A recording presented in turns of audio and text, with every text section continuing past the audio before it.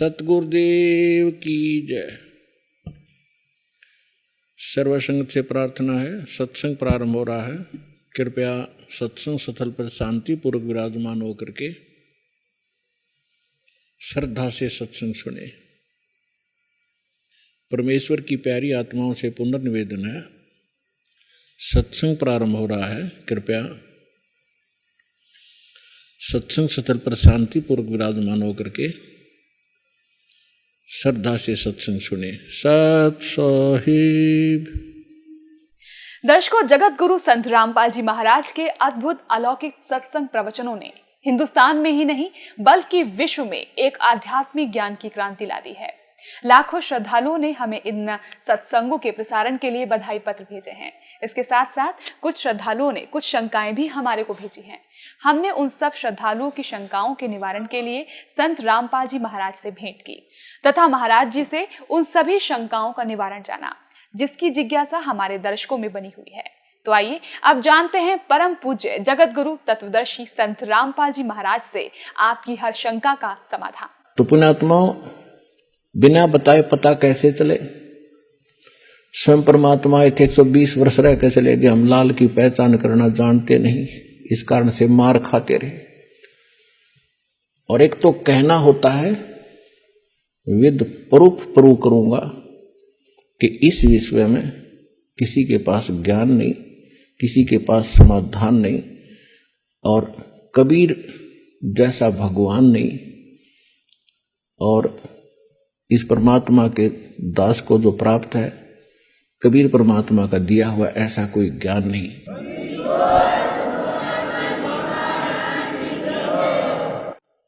परम पिता परमात्मा पूर्ण ब्रह्म सर्व सृष्टि रचनहार कबीर भगवान ने हम सभी प्राणियों के ऊपर एक विशेष कृपा की है। उन्होंने स्वयं आकर के हमें ये ज्ञान कराया है कि हम क्यों जन्म रहे हैं, क्यों मर रहे हैं। जिस संपत्ति और जिस संतान को हम सुरक्षित रखने के लिए दिन रात प्रयत्नशील रहते हैं और हमारी आंखों के सामने ये सब नष्ट हो जाता है, ये क्या कहानी है? पुण्यात्माओं, हमें कोई ये ज्ञान देने वाला नहीं था, जिस कारण से हमें इसका कोई विकल्प दिखाई नहीं दिया। हमने ये एक फाइनल मान लिया, जन्म और मृत्यु होगी। आत्म एहसास हो रहा है, क्योंकि एक प्रश्नवाचक चिन्ह आज तक किसी से हट नहीं पाया कि हम क्यों मरते हैं, क्यों जन्मते हैं। हम कितना अच्छा परिवार बनाते हैं, उनमें कितना अच्छा प्रेम होता है, मोह होता है, लगाव होता है, और एक सेकंड में वो सब बिखर जाता है। इसके विषय में हम कभी चिंतित होते हैं तो फिर सोच लेते हैं कि सभी के साथ हो रहा है। ये एक परंपरा मान ली हमने कि ऐसा तो होगा ही होगा, पर ये काम तो करते ही रहो। कौन सा कार्य करते रहो? कोठी बनाओ, बंगले बनाओ, कार बड्डी लो और मर जाओ। ये कौन सा कार्य था? ये सभी हमारे साथ जो घटनाएं घट रही हैं आप प्रतिदिन देखते हो, किसी न किसी गांव में या किसी घर में। अपने खुद को भी बहुत सी ऐसी घटनाओं से हमारा पाला पड़ा है।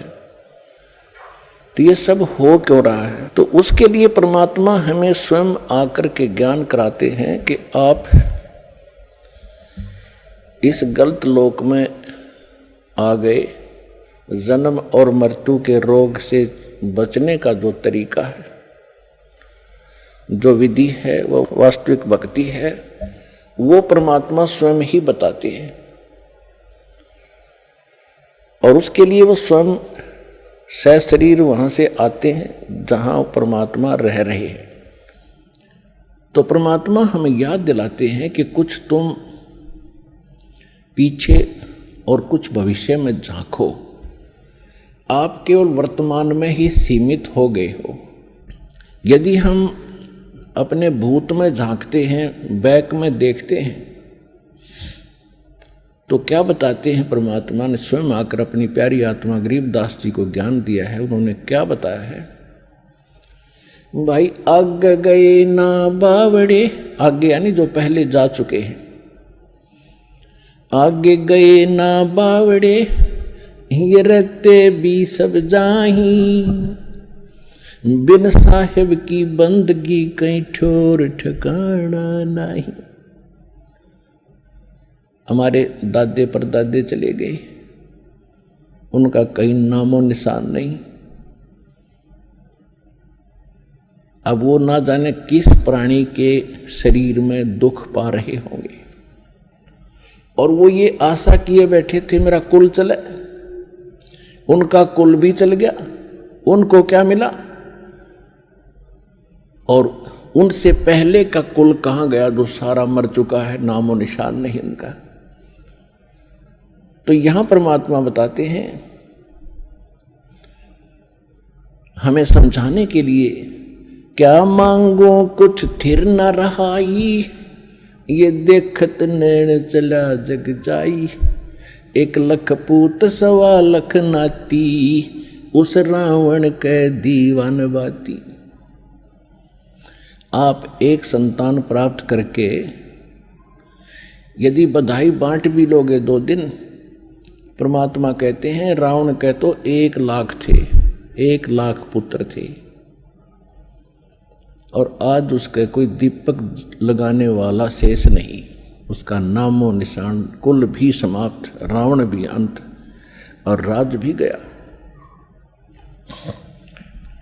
तो हमें परमात्मा ये याद दिलाना चाहते हैं, ये तो आपको याद दिलाए कि पहले यानी पीछे जो कुछ हो चुका है उसकी ये दशा है। वर्तमान में आप देख ही रहे हो,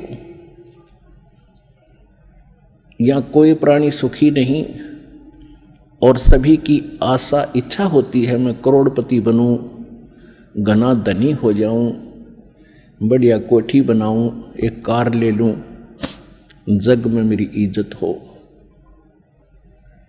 क्योंकि हमने इतनी ही पढ़ाई पढ़ रखी अभी तक। तो परमात्मा कहते हैं ये सब कुछ भी हो गया। ऐसे बहुत हैं जिनके पास कोठियां हैं, उनके पिछले पुण्य संस्कार से बड़ी बड़ी कारें हैं, उनके पास संपत्ति भी बहुत है, और आप देख भी रहे हैं कि एक पल में ना जाने किसकी मृत्यु हो जाती है। बड़े बड़े सेठ अपने ही हेलीकॉप्टर के अंदर मृत्यु को प्राप्त हो जाते हैं दुर्घटनाग्रस्त हो जाने से। आगे क्या होगा? आगे के लिए परमात्मा सत्र करते हैं, फिर पीछे तू पशुआ की जय गद्दा बैल बनाई, और ये 56 भोग कहाँ मन बोरे, कहीं कुर्डी चढ़ने जाए। अब ये हमारा अब ना विश्वास हो रहा, क्योंकि सारी सुविधा है, और मन में ऐसी चाबी भर रखी इस काल भगवान ने, वो काम करना है, वो करना है, वो रह गया है, ऐसा वो करूंगा, चलो। तो ये भी काल की ही प्रेरणा, और काल ने आपको विवश कर रखा है। इतने काम आपके जिम्मे लगा दिए, और वो किस कारण से? एक पेट के लिए, एक निर्वाह के लिए, इस शरीर को सुरक्षित रखने के लिए। मकान बनाना है, कपड़े पहनने हैं, खाना खाना है, ये सारा इस शरीर की सुरक्षा के लिए है कि वो ठीक ठाक बना रहे। और इसका कोई भरोसा नहीं है कब बिजली गिर जाए और किस कारण से अंत हो जाए। तो यहां परमात्मा कहते हैं कबीर ये तन जाएगा, सके तो ठहर ला, एक सेवा कर सतगुरु की और गोविंद के गुण गा। के शरीर तो एक दिन तुम्हारा जाएगा, और तेरा संस्कार जितना भी मनुष्य जीवन का उसके आते ही तुरंत नष्ट हो जाएगा, चाहे तेरा कितना काम शेष हो। उस समय नहीं देखा जाएगा कि तेरा लड़का विवाह नहीं हुआ है, लड़की ब्याणी रहेगी, ये नहीं देखेगा। एक भक्त बता रहा था कि मेरे मामा जी का 5-6 लड़कियां थी और हमारे समाज में लड़कियों को एक अपने ऊपर अपने आप गलत परंपराएं बनाकर हमने अभिशाप मान लिया। उनके दहेज में पता नहीं के खर्चे करने पड़ते हैं, जिस कारण से वो कहता मेरी मामी बात न उतन गई थी, 3 लड़कियों का विवाह इकट्ठा रख रखा था। जिसका घनी बेटियां हों तो इन्हें सोचा एक बार में सारा खर्चा हो जाए, ठीक ठाक निमट जाए। अब जिसकी 3 बेटियों का विवाह हो उसके दिमाग में कितना बर्डन होता है, वो चल कहीं रहा होता, सोच कहीं रही होती है। इसी प्रकार वो बस स्टैंड पर खड़ी थी और ध्यान यही था, उसको ऐसे लाऊंगी, उसको ऐसे करूंगी, वहाँ से पैसे मिलेंगे। इतने में पीछे से ड्राइवर बस बैक करे था और वो गलत बैक होगी और वो माई बस स्टैंड के पिलर और पोल और बस के बीच में लग गई। उसको ध्यान नहीं रहा क्योंकि वो तो सोच कहीं और रही थी,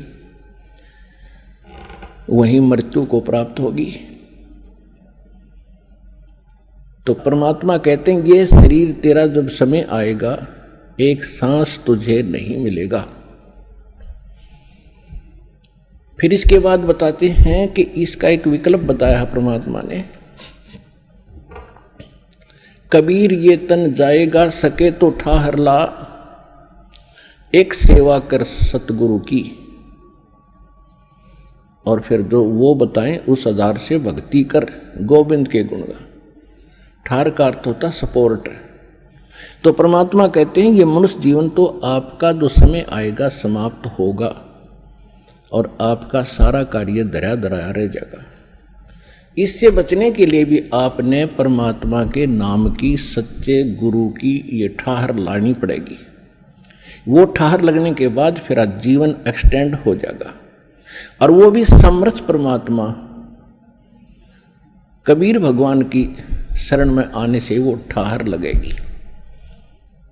और कोई न ब्रह्मा जी, न विष्णु जी, न शिव जी, न ब्रह्म, न परब्रह्म ये आपके जीवन को एक्सटेंड नहीं कर सकते। तो यहां परमात्मा कहते हैं कबीर ये तन जावेगा और सके तो ठाहर ला। फिर वो ठाहर बताई है, कौन सी ठाहर लाई? एक सेवा कर सतगुरु की और गोविंद के गुण गा। तो परमात्मा ने स्वयं आकर के वो ज्ञान दिया है जो विशेष ठाहर है, विशेष भक्ति है, जिससे परमात्मा हमारी मदद करते हैं। अब के आप यदि इस मार्ग को ढंग से अपनाकर आजीवन निर्वाह कर दोगे, आपका अंतिम जीवन है मनुष्य का, सदा के लिए सुखी हो जाओगे और सतलोक चले जाओगे, जहाँ कभी मृत्यु नहीं, कोई रोग नहीं, कोई वृद्ध अवस्था नहीं। वहाँ ऐसी ही सृष्टि है जैसी यहाँ पर है। ये डुप्लीकेट है, वो ओरिजिनल है।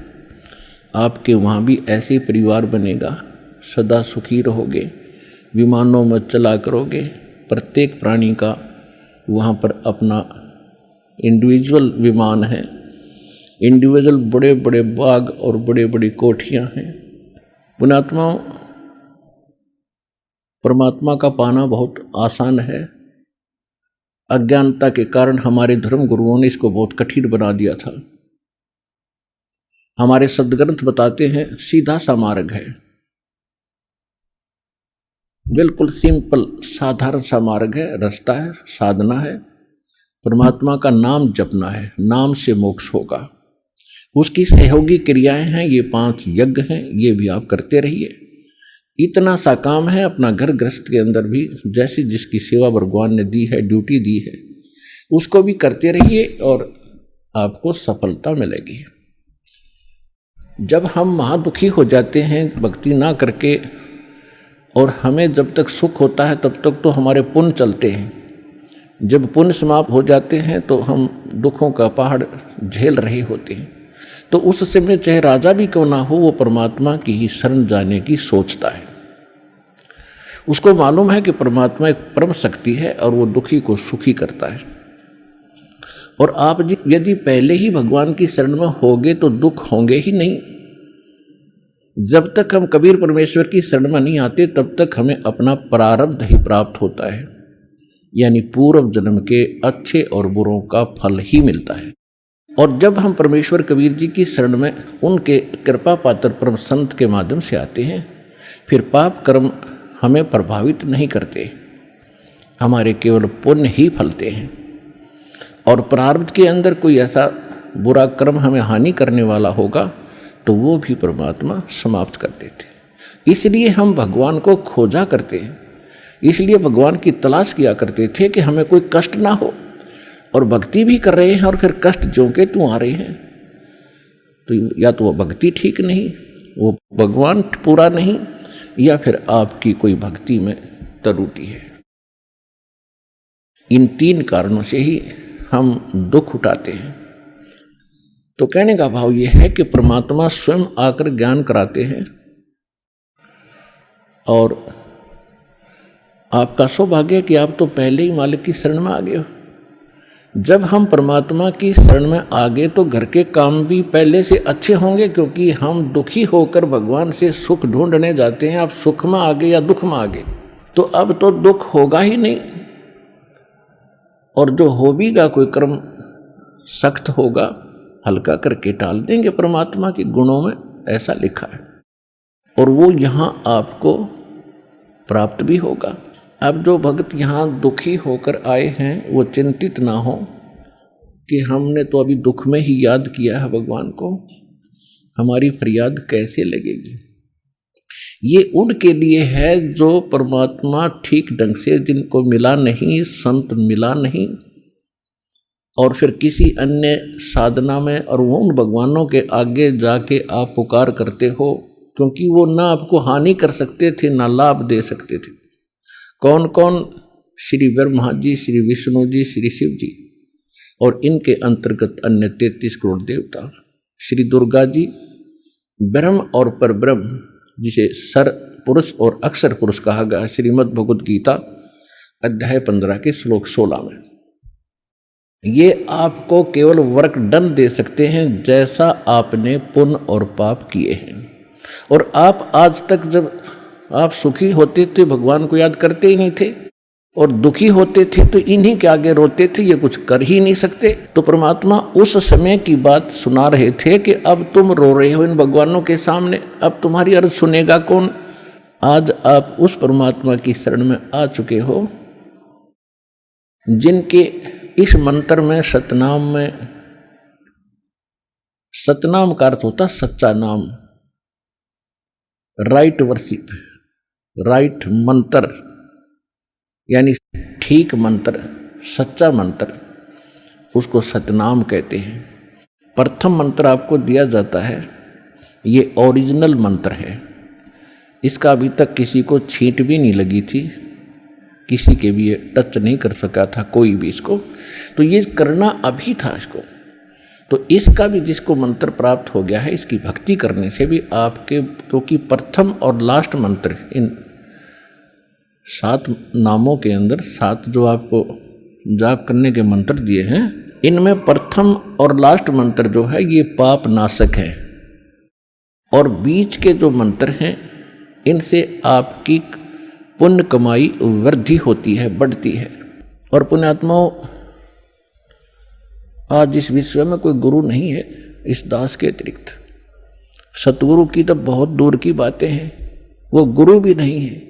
जैसे रोगी है वो रोग ही स्वस्थ हो, जिसको पुत्र की संतान नहीं है वो संतान ही हो तो बात बने। अगर संतान भी आपको आवश्यक होगी देनी तो यही मिलेगी, पृथ्वी पर कोई नहीं देगा आपने। और जो आपका रोग निवारण होगा तो यही होगा, पृथ्वी पर कहीं होगा भी नहीं, और होगा ही होगा, रोग तो निवारण होगा ही होगा। बाकी संतान भी परमात्मा अगर चाहेगा तो सब कुछ कर सकता है। उसका एक लंबा इतिहास है, फिर बताऊंगा, ऐसी बात नहीं। यहाँ हजारों ऐसे प्रमाण हैं जिनके 10-10 वर्ष, 12-12 वर्ष और 15-15, 20-20 वर्ष बयान हो गए थे और बच्चा नहीं था। सारे सब आजकल तो सारे जो है ना ये भौतिक और सारे ट्रीटमेंट है ये भी करवा के छक लिए थे मालिक ने, उनको भी संतान दे दी। ये तो कोई बड़ी बात नहीं है, लेकिन हमारा आपका मूल उद्देश्य मोक्ष हो। अब क्या बताते हैं, ये हरे राम राम राम हरे हरे, श्री कृष्ण कृष्ण हरे हरे, राधे श्याम सीताराम, राधे राधे श्याम राधे, ओम नमः शिवाय, ओम भगवते वासुदेव नमः। ये गायत्री मंत्र, ये मोक्ष मार्ग के मंत्र नहीं है, ये व्यर्थ है, यूजलेस है। गीता जी अध्याय नंबर 16 के श्लोक नंबर 23 और 24 में स्पष्ट किया कि जो शास्त्र विधि को त्याग कर मनमाना आचरण करते हैं, मनमानी पूजाएं जाप करते हैं, उनको न तो सुख होगा, ना कोई गति होगी, ना उनकी कोई उनको सिद्धि प्राप्त होगी, अर्थात यूजलेस। इसलिए 16वें अध्याय के फिर 24वें श्लोक में स्पष्ट किया गीता जी में, इससे तेरे लिए अर्जुन कर्तव्य और अकर्तव्य की अवस्था में कौन सी साधना करनी चाहिए और कौन सी त्याग देनी चाहिए। सदग्रंथों को आधार मानना, किसी के लोक वेद पर आधारित मत होना। तो श्रीमद् भगवद गीता हमारा आधार है भक्ति का, पवित्र वेद हमारा आधार है भक्ति का, साधना का। लेकिन पुराण हमारे सहयोगी हैं अध्यात्म ज्ञान को समझने के लिए। और जो पुराणों के अंदर वेदों और गीता वाला भक्ति विधि है वो तो वेदों और गीता का ही है, वो तो हम उन्हीं से ग्रहण करेंगे। बाकी अन्य उसके अंदर उस ऋषि वक्ता, पुराण के वक्ता का अपने घर का ज्ञान है जो वेदों और गीता से नहीं मिलता, वो हमने स्वीकार नहीं करना। अब गीता ज्ञानदाता कहता मेरा एक ओम अक्षर है, नथिंग एल्स, और कोई जाप ही नहीं है। इसके अतिरिक्त कोई मंत्र जाप करता है वो अपने डले ढो रहा है, वो कंकर पत्थर इकट्ठे कर रहा है, लाल नहीं है। ये ब्रह्म सत्र का है। और इससे जो इसकी साधना करता हुआ अंत समय में शरीर छोड़कर जाता है तो परम गति को प्राप्त होता है। वो परम गति कौन सी है? ब्रह्मलोक। और गीता जी अध्याय नंबर 8 के श्लोक 16 में कहा कि ब्रह्मलोक पर्यंत, वहां तक गए हुए सभी पुनरावर्ती के अंदर है। अब 17वें अध्याय के गीता जी के 23वें श्लोक में कहा है कि उस सच्चिदानंद घन ब्रह्म के पाने का 3 मंत्र का जाप का निर्देश है, नथिंग एल्स। निर्देश माने नथिंग और कुछ नहीं, सिंपल ओनली डायरेक्शन। ये है, देखिएगा 17वें अध्याय का और 23वां श्लोक श्रीमद् भगवद गीता, और ये 17वां अध्याय, 17वें का 23वां श्लोक है।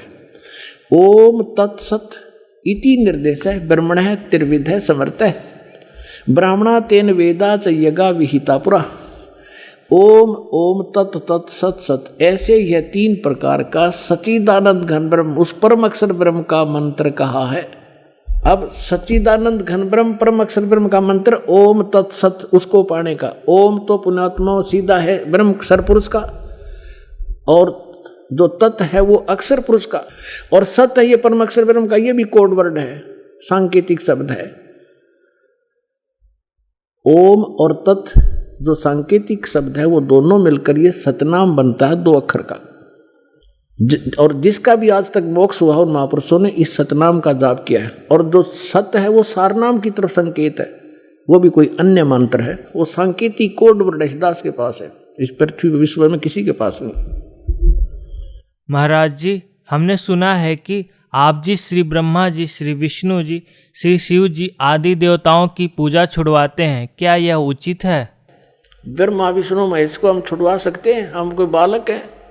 परमात्मा कबीर जी आदरणीय गरीबदास साहिब जी को सतलोक लेकर गए थे, वह सब सतिथि से परिचित करा कर, ब्रह्मा विष्णु महेश की सतिथि से परिचित करा कर वापस छोड़ दिया। उसके बाद उन्होंने कहा था, तीनों देवा कमल दल बसे, ये ब्रह्मा विष्णु महेश, प्रथम इनकी वंदना फिर सुन सतगुरु उपदेश। उनका था कि ब्रह्मा विष्णु ये तीनों देवा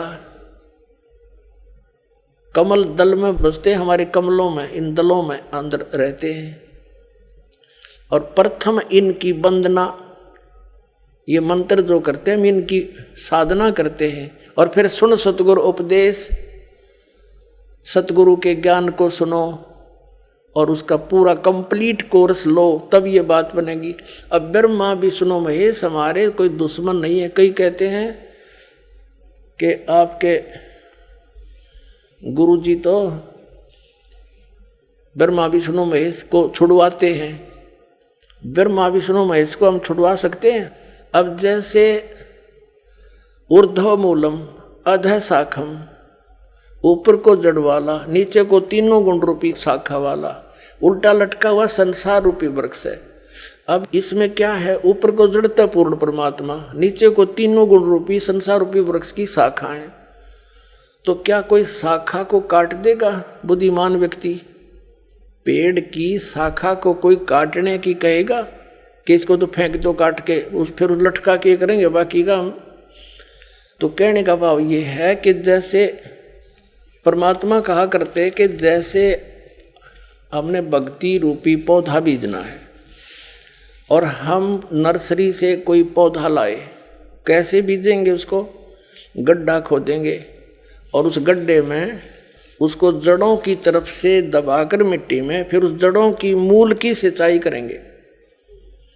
तो मूल की यानी जड़ की पूजा करेंगे हम, तो वो पौधा पेड़ बनेगा, उसकी टहनियाँ बड़ी बड़ी हो जाएंगी, तीनों गुण रूपी शाखा।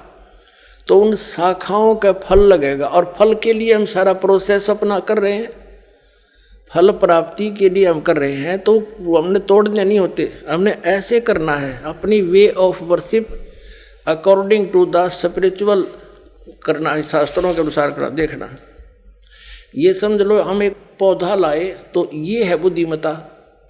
जड़ों को गमले में यानी मिट्टी में डाला, दबा दिया और पूजा शुरू कर दी, सिंचाई। ये जड़ कबीर परमात्मा है इस संसार रूपी वृक्ष की। अब ये हमने जड़ों को पूजना है, इन ब्रह्मा विष्णु महेश की पूजा नहीं कर। हम क्या कर रहे हैं? ऐसे कर रहे हैं। यह बता बालका वाला काम कर रखे हमने, हंसी नहीं आवे। हम ऐसी पूजा कर रहे हैं, उल्टा काम कर लिया हमने। ब्रह्मा विष्णु महेश को हम इष्ट रूप में पूज रहे हैं, गमले में ला दिए ब्रह्मा विष्णु महेश और ये पूजा कर रहे हैं। तो कोई क्या कहेगा? समझदार व्यक्ति ने कहा सीधा कर ले इसने, और वो लड़े, हट जा दूर, खबरदार तूने क्या कर दिया। अब देखो जड़ छोड़ दी हमने, अब जड़ ऊपर रहेगी तो भक्ति रूपी पौधा सूख गया, ये यूजलेस है। ये शास्त्र विधि को त्याग कर शास्त्र विरुद्ध साधना है, ये उल्टा बीजा हुआ भक्ति रूपी पौधा। और हमने ऐसे करने को कहा, तो इसमें इसकी पूजा करेंगे भगवान कबीर साहब की, फिर हमारे शास्त्र अनुकूल कर्म बनेंगे। शास्त्र अनुकूल संस्कार होने से ये फल ब्रह्मा विष्णु महेश ने देना हमारे को, क्योंकि यहाँ के ये प्रधान है, इबिन का फल लगेंगे। अब इसका प्रमाण देते हैं। अपने आत्मा परमात्मा ये कहा करते, तुम साधना ठीक करो और फिर आपको लाभ होगा पूरा। अब तुम साधना कर रहे हो उनकी जो आपको कुछ दे ही नहीं सकते। अब जैसे आप किसी फैक्ट्री मालिक की नौकरी कर रहे हो, तो नौकरी उसकी कर रहे हो, आपकी हाजिरी लगकर तनख्वाह बनकर कैशियर के पास आती है, अकाउंटेंट के पास आती है। अब तनख्वाह तो देंगे अकाउंटेंट और वो कैशियर, लेकिन वो देंगे आपका वर्क डन, और वो भी उस मालिक की मजदूरी करोगे। तो यदि उस आप लागे अकाउंटेंट और कैशियर की जूते साफ करन, उसकी प्लेट धोना, वह नौकरी दी छोड़ आपने, वो खा के देंगे आपको, जो कहें बाजत चाह बिना प्याओ टाइम पे। तो इसी प्रकार हमने पूजा तो करनी है, मजदूरी तो करनी, इष्ट रूप में तो पूजना परमपिता को, कबीर साहब को, और फिर उससे बनेंगे हमारे शास्त्र अनुकूल जितने भी शुभ संस्कार फिर देंगे। यही यहाँ पर जब तक आप यहाँ रहोगे तो यहाँ के ये प्रधान है, इन्होंने हमारा वर्क डन देना है। जैसा कर्म करेगा फल देगा भगवान, इनका ये आखिरी विधान था। तो ये भगवान तो वर्क डन ही दे सकते, इसमें ऐड नहीं कर सकते। और फैक्ट्री मालिक बनवाने करा के दे दे तोहफे में, यानी परमात्मा हमारे मालिक हैं, मालिक तो कुछ भी दे सकता है। अब और थोड़ा दिखाते हैं क्योंकि कंसेप्ट इससे जुड़ा हुआ है। इसी गीता जी अध्याय नंबर 3 के, ये श्रीमद् भगवद गीता अध्याय नंबर 3 के आपको दिखाते हैं श्लोक 10 से लेकर 15। ये देखिएगा, श्रीमद् भगवद गीता अध्याय नंबर 3 के और श्लोक नंबर 10। प्रजापति ब्रह्मा ने कल्प के आदि में यज्ञ सहित प्रजाओं को रचकर कहा था तुम लोग इस यज्ञ के द्वारा, यज्ञ माने धार्मिक अनुष्ठान, शास्त्र अनुकूल वृद्धि को प्राप्त हो। यह यज्ञ तुम लोगों को इच्छित भोग प्रदान करने वाली हो। 11वें में कहा है यज्ञ के द्वारा देवताओं को उन्नत करो और वो देवता तुम लोगों को उन्नत करें। इस प्रकार निस्वार्थ भाव से एक दूसरे को उन्नत करते हुए तुम लोग कल्याण को प्राप्त हो जाओगे। 12वें में फिर कहा है यज्ञ के द्वारा बढ़ाए गए देवता, बताओ देवता ने क्या हम पकड़ कर बढ़ावांगे, खींच कर बढ़ावांगे उन्हें। अब ये विधि बता रखी है कि शास्त्र अनुकूल साधना करने से, जड़ की पूजा करने से ये तीनों देवता रूपी शाखा बढ़ जाएंगी, बड़ी हो जाएंगी, फिर ये फल देंगे।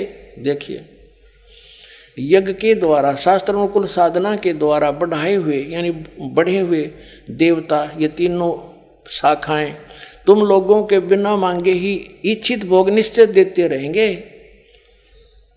उन देवताओं को दिए हुए भोगों को जो पुरुष उनके बिना दिए स्वयं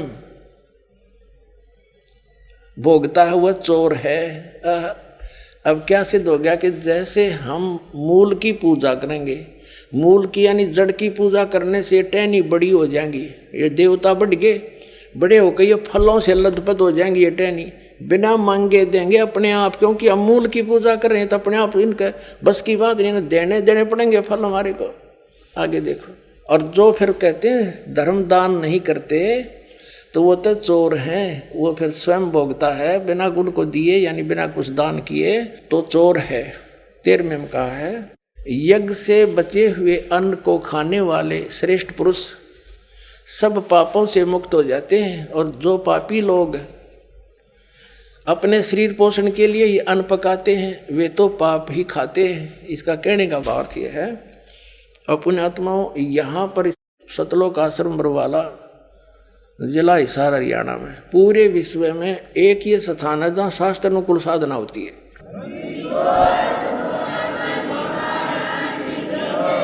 ये क्या बता रहे हैं, यज्ञ से बचे हुए अन्न को खाने वाले श्रेष्ठ पुरुष संत यानी अच्छी आत्मा तो सब पापों से मुक्त हो जाते हैं। हम सबसे पहले परमात्मा का भोग निकालते हैं, भोजन का भी, हलवे का प्रसाद बनकर आता है वो भी, उसको भगवान के भोग लगाकर फिर शेष अन्न को वितरित किया जाता है। तो ये कहते हैं यज्ञ से बचे हुए अन्न को खाने वाले संत, साधु संत भक्त, यज्ञ से बचे हुए अन्न को खाने वाले संत है यानी साधु संत भक्त आत्माएं, अच्छी आत्माएं सब पापों से मुक्त हो जाते हैं। अब कहने का भाव ये है कि यहाँ पहले भगवान को भोग लगा के शेष बचे हुए अन्न को उसके बच्चों को वितरित किया जाता है, वो महापाप नाशक बन जाता है। तो यहाँ आओगे तो सारी साधना मिल लगेगी आपने, तो सब पापों से मुक्त आप होगे। ज्ञान सुनोगे, धर्म यज्ञ, ज्ञान यज्ञ, प्रणाम यज्ञ, सारी यज्ञ, सब साधना पूरा ट्रीटमेंट दिया जाएगा। फिर कहते हैं जो दान धर्म नहीं करते हो तो चोर हैं भगवान के। जिन हर की चोरी करी और गए राम गुण भूल, ते बिदना बागुल किए वो फिर झूले उल्टी झूल। कहते हैं जिन हर की चोरी करी, भगवान ने जो आपको दान दिया है, धन आपके संस्कार में, उसको आगे दान जो नहीं करता वो तो चोर बताया भगवान का। तो फिर क्या बताते हैं देखिएगा आगे, इसमें निष्कर्ष निकल रहा है। 3रे अध्याय का हमने ये 13वां श्लोक पढ़ लिया। यज्ञ से बचे हुए अन्न को खाने वाले श्रेष्ठ संत माने आप अच्छी आत्माएं सब पापों से मुक्त हो जाते हैं, और जो पापी लोग अपना केवल कमाया और खाया वहीं तक सीमित हैं वो तो पाप को खाते हैं। अब 14 और 15 में एक निर्णायक ज्ञान दे दिया। पहले इनका अनुवाद पढ़ाएंगे इंजीनियरों का, फिर समझ में आएगा। संपूर्ण प्राणी अन्न से उत्पन्न होते हैं। अन्न की उत्पत्ति वृष्टि से होती है, वृष्टि यज्ञ से होती है। यज्ञ इसका अर्थ है शास्त्र अनुकूल कर्मों से जो होता है वो विहित कर्मों से उत्पन्न होने वाले हैं, यज्ञ यानी धार्मिक अनुष्ठान। और कर्म समुदाय को तो ब्रह्मो उद्भवम, इन्होंने ब्रह्म का अर्थ वेद कर दिया है। कोई बात हुई? ब्रह्म का अर्थ वेद कर दिया।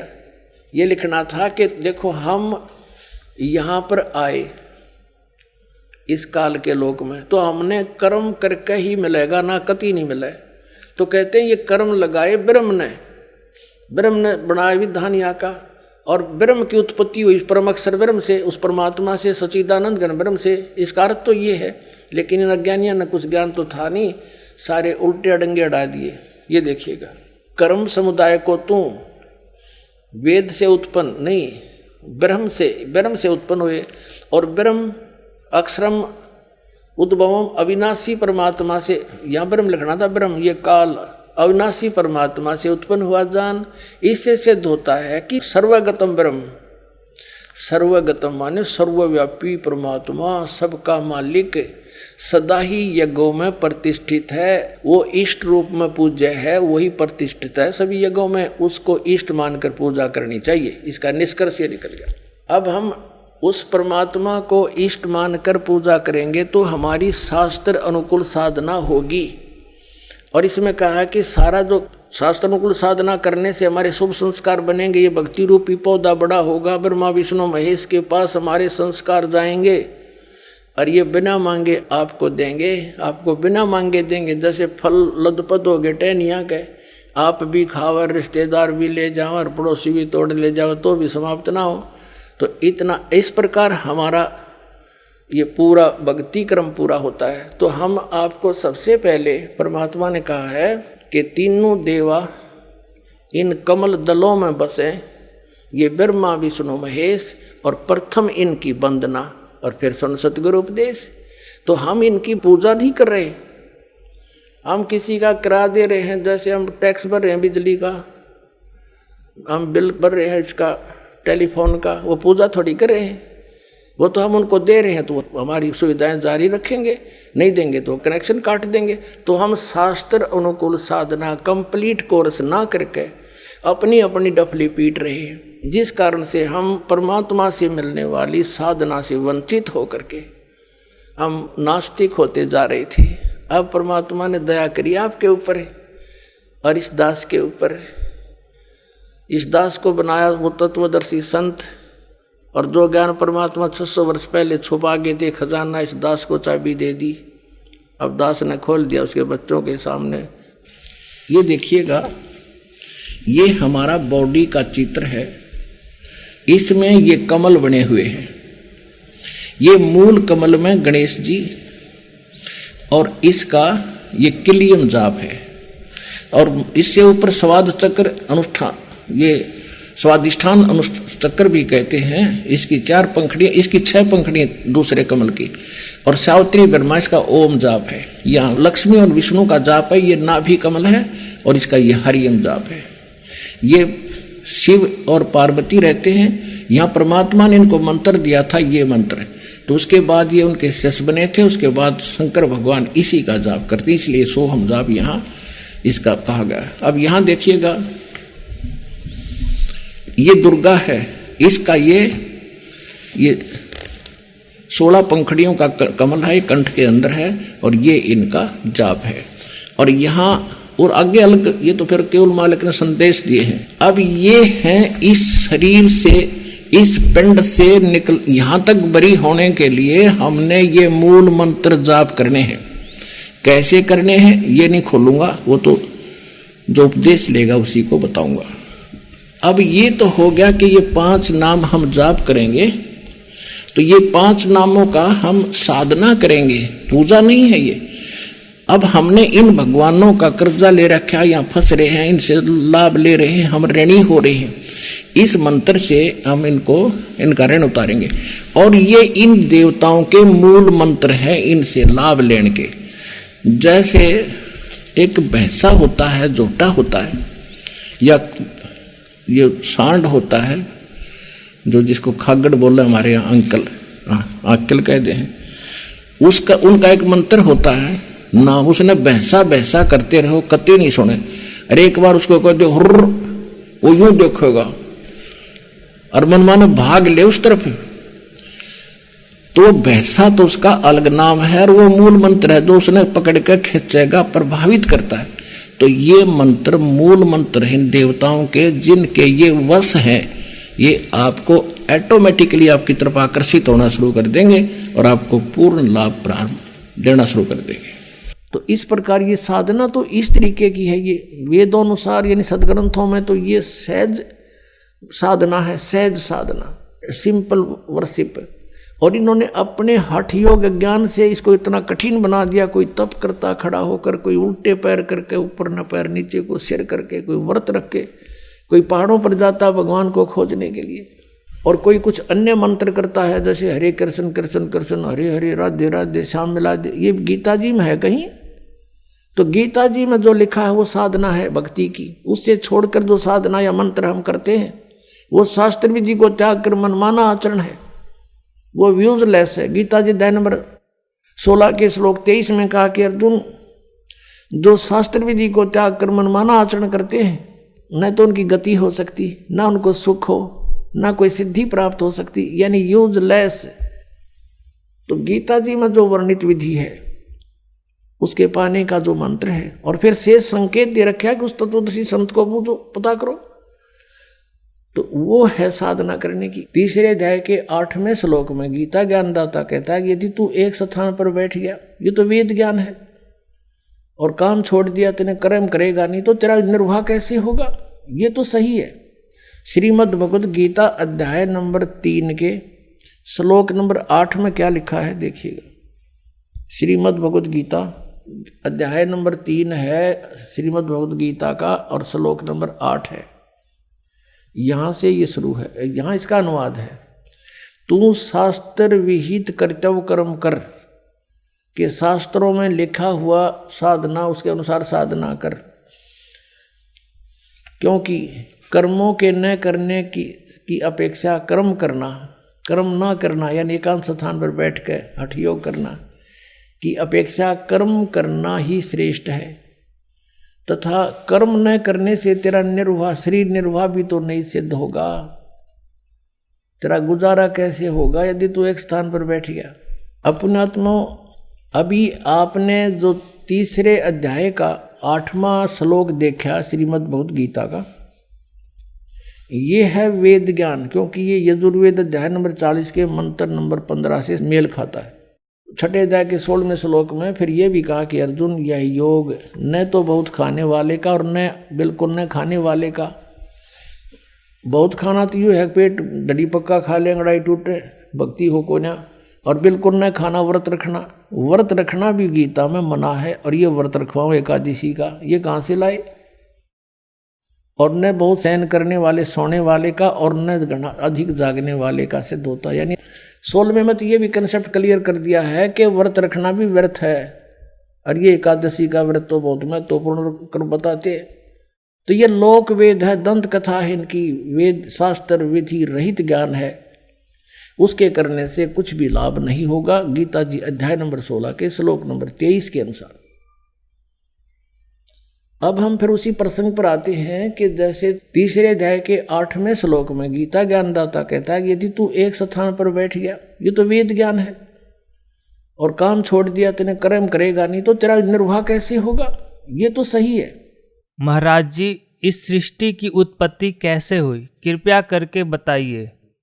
इसको धैर्यपूर्वक सुनना इस कथा को, क्योंकि ये पहली बार जो सुनता है उसको ऊट पटांग सी लगती है, लेकिन कुछ समय के बाद प्रमाण जब देखोगे आपको स्वीकार करना पड़ेगा, और होगी स्वीकार्य। जब तक आप जी सृष्टि रचना के विषय में नहीं जानोगे तब तक आप इस आध्यात्मिक ज्ञान को, तत्व ज्ञान को नहीं समझ सकते, और न ही किसी सदग्रंथ को समझ सकते। ये जो सृष्टि रचना है, ये समझो कि ये मास्टर की है। सभी सदग्रंथों को समझने की, उनके खजाने को देखने की ये मास्टर की है, यानी मुख्य चाबी है। इसलिए आप जी को बार बार सृष्टि रचना का ज्ञान अत्यधिक कराया जाता है। तो सतलोक के अंदर परमात्मा ने एक शब्द में 16 द्वीप उत्पन्न किए, फिर 16 वचनों से एक एक पुत्र की उत्पत्ति की। उसके बाद परमात्मा ने उन 16 पुत्रों में से जिसका नाम अचिंत था उससे कहा कि अचिंत अब तू सृष्टि रच। उसको आदेश दिया ये दिखाने के लिए कि बालकों का काम नहीं सृष्टि रचना, समर्थ बिन कोई काम सफल नहीं होता। अचिंत ने क्या किया, अपनी वचन शक्ति से एक पुरुष उत्पन्न किया जिसको अक्षर पुरुष बोलते हैं। गीता जी अध्याय नंबर 15 के श्लोक 16 में 2 पुरुष कहे, सरपुरुष और अक्षर पुरुष। अब सरपुरुष और अक्षर पुरुष की उत्पत्ति बताई जा रही है कैसे हुई। अक्षर पुरुष की उत्पत्ति अचिंत ने अपने वचन से की, परमेश्वर के आदेश से। परमात्मा ने उसको इतनी शब्द शक्ति दे दी थी। अक्षर पुरुष जब उत्पन्न हो गया वो अपनी मनमर्जी से चल पड़ा। अचिंत ने कहा था मेरा सहयोग दे सृष्टि में, उसकी नहीं मानी। जा करके एक मान सरोवर है ऊपर अमृत जल से भरा हुआ, उसमें जाके छलांग लगाई नहाने के लिए और उसमें आनंद आया, सो गया। वहां श्वासों से शरीर नहीं है। अब वो सो गया था, अचिंत बैठा बैठा देखे, तब परमात्मा ने कहा कि बेटा समर्थ के बिना ये काम नहीं हो सकता और अब तू बैठ जा आसानी से। अब वहां गए परमात्मा ने, उस सत्य पुरुष ने, कबीर देव ने क्या किया, सरोवर से उसी जल से एक सरोवर से जल लिया, अपनी शक्ति से उसको एक अंडा बना दिया जैसे जादूगर बनाता है। उसको अंडे में एक आत्मा प्रवेश कर दी अपने वचन से।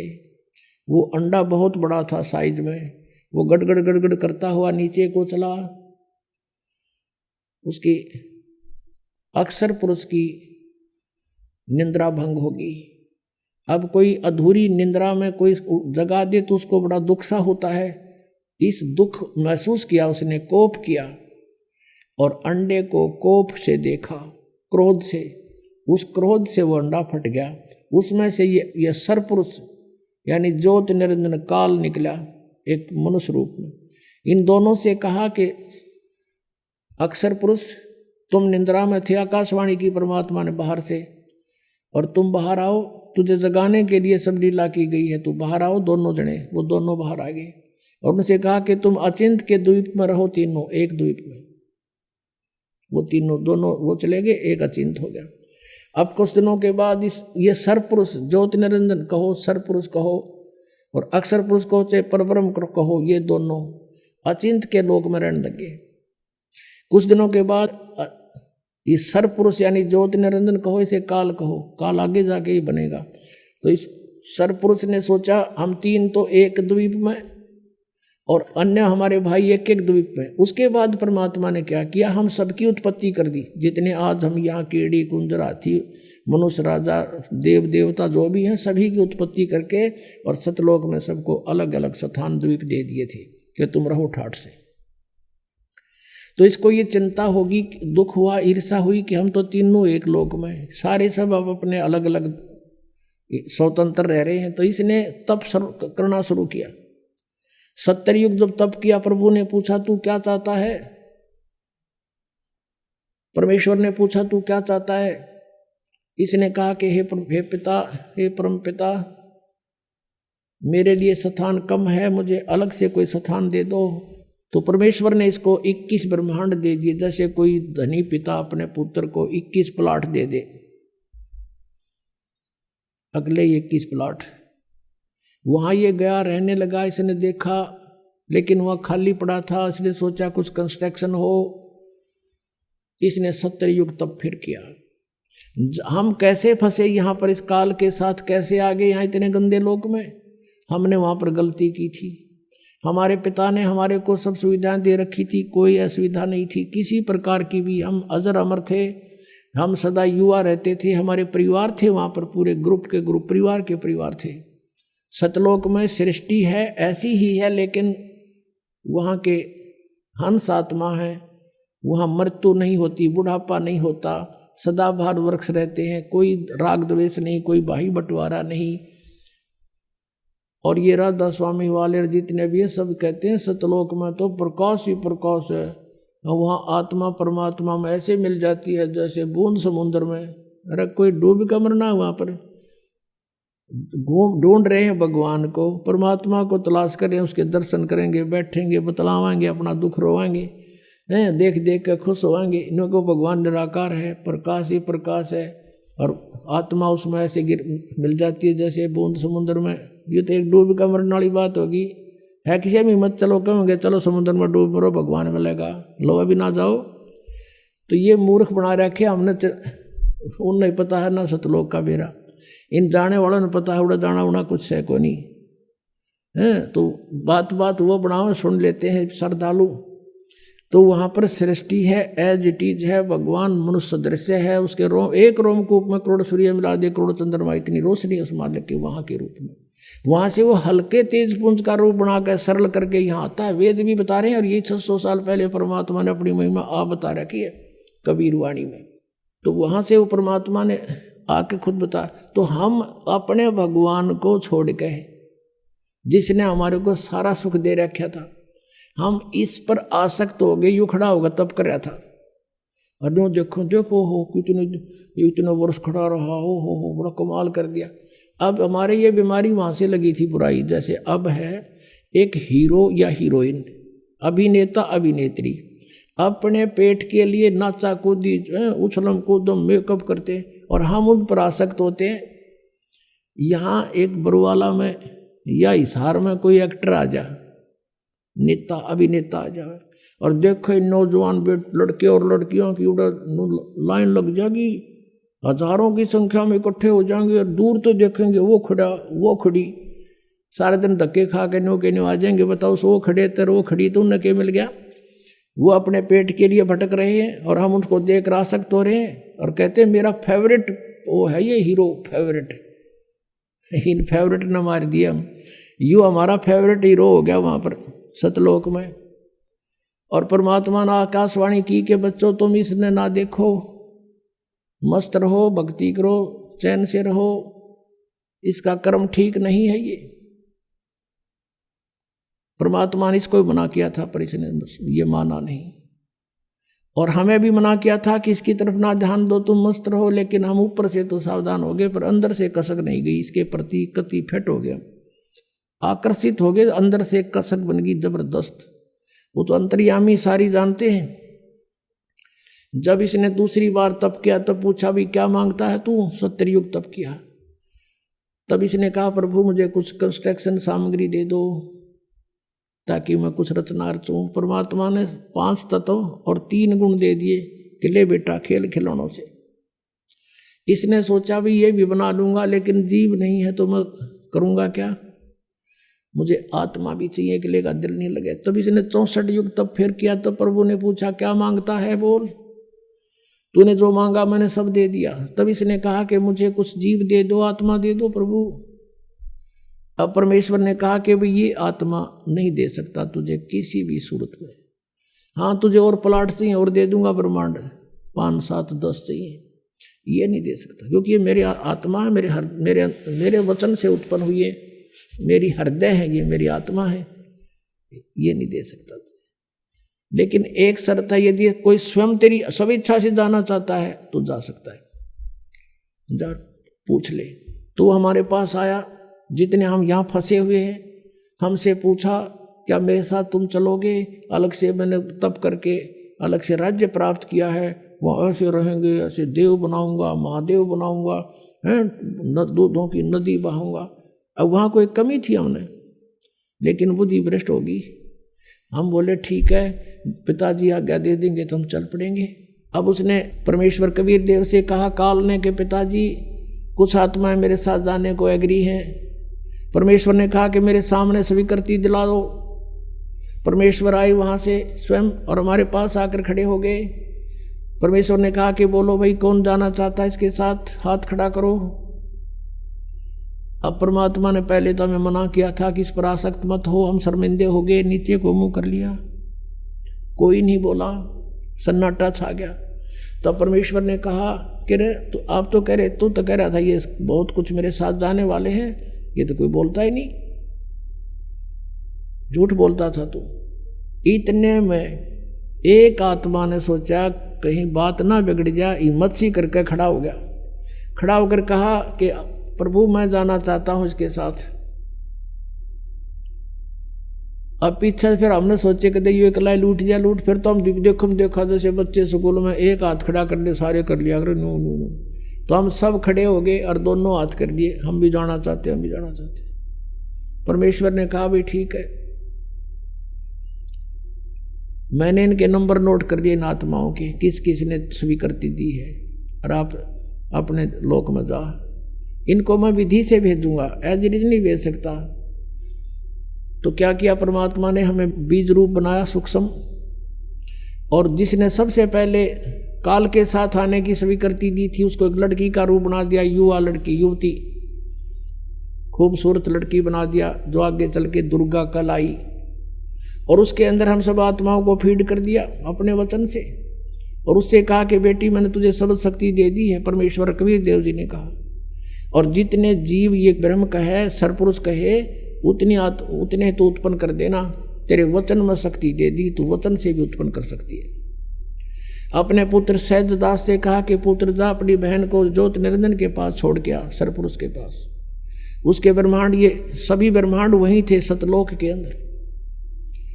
ये वहां खड़ा था, सहजदास उस लड़की को लेकर गया, प्रकृति को, दुर्गा को,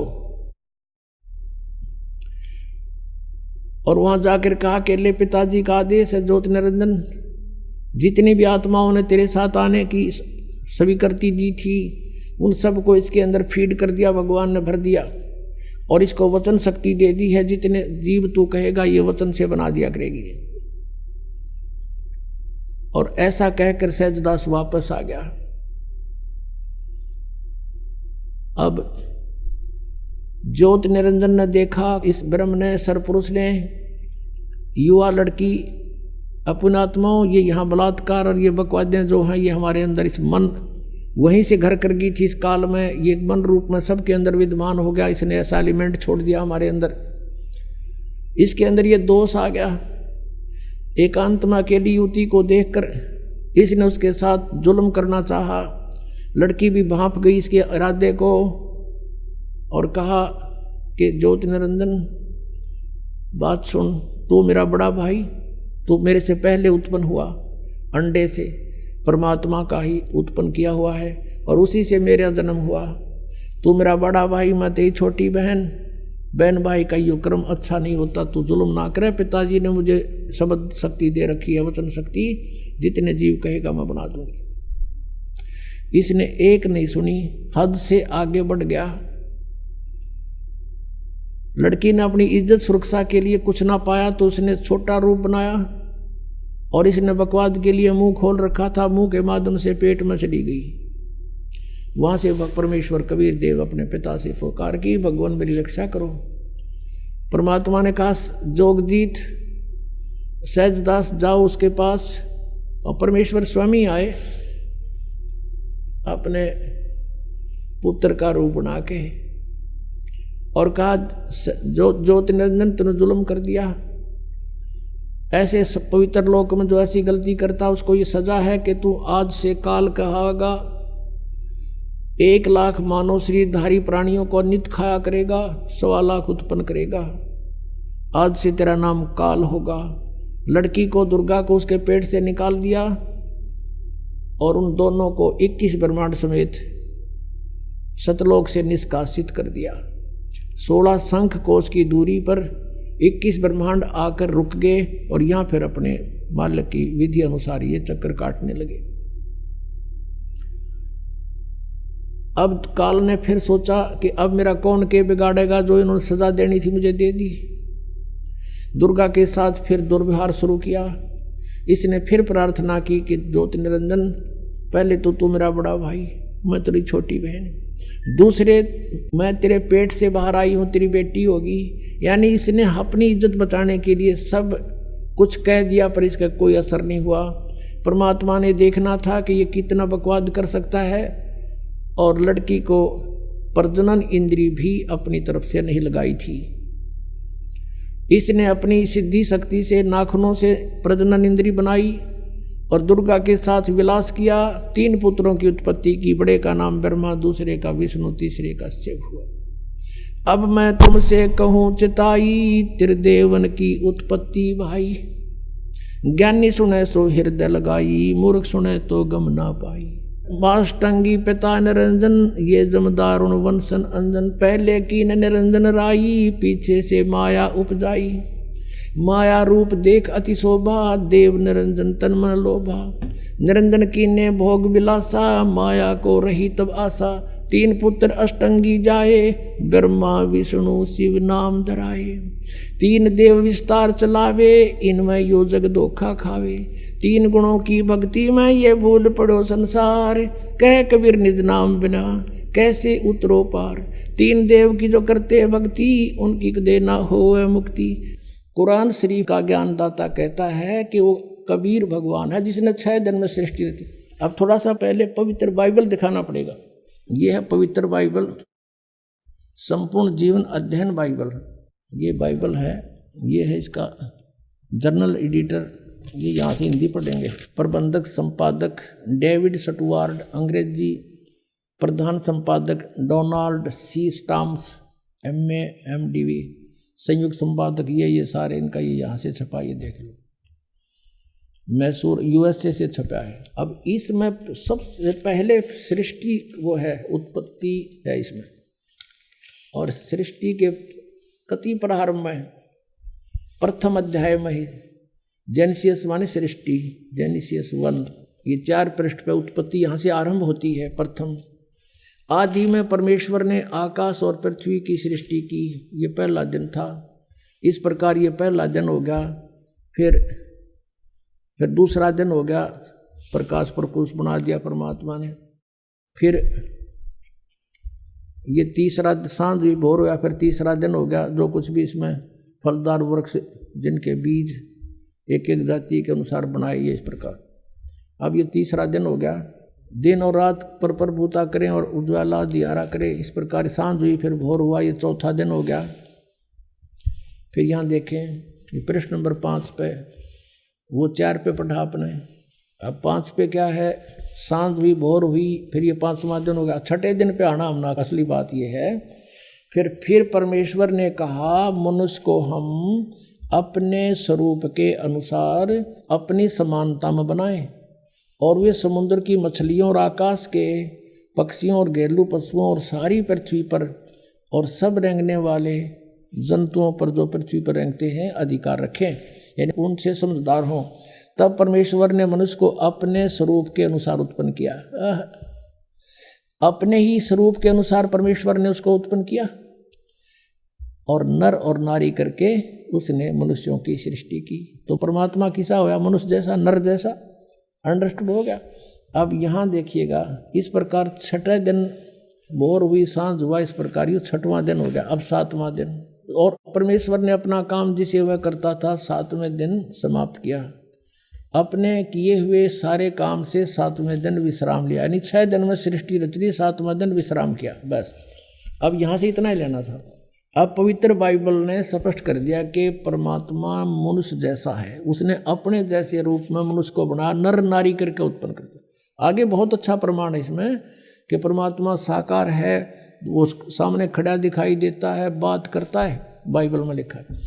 अब कुरान शरीफ दिखाते हैं आपको, देखिएगा। ये कुरान शरीफ है, पवित्र कुरान शरीफ, और इसके विषय में लिखा है।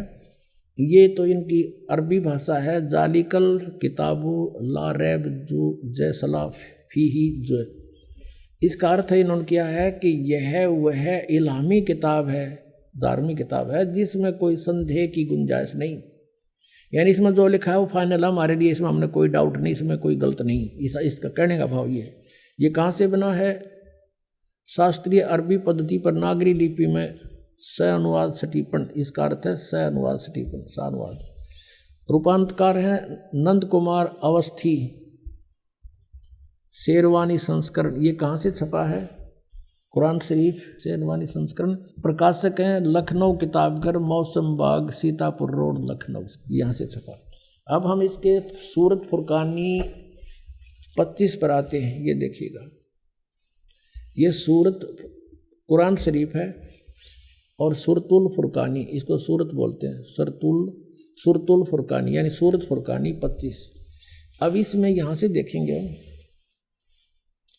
ये देखिएगा, ये 52 नंबर आयत है, 51 यहां समाप्त होती है, ये 52 शुरू होती है।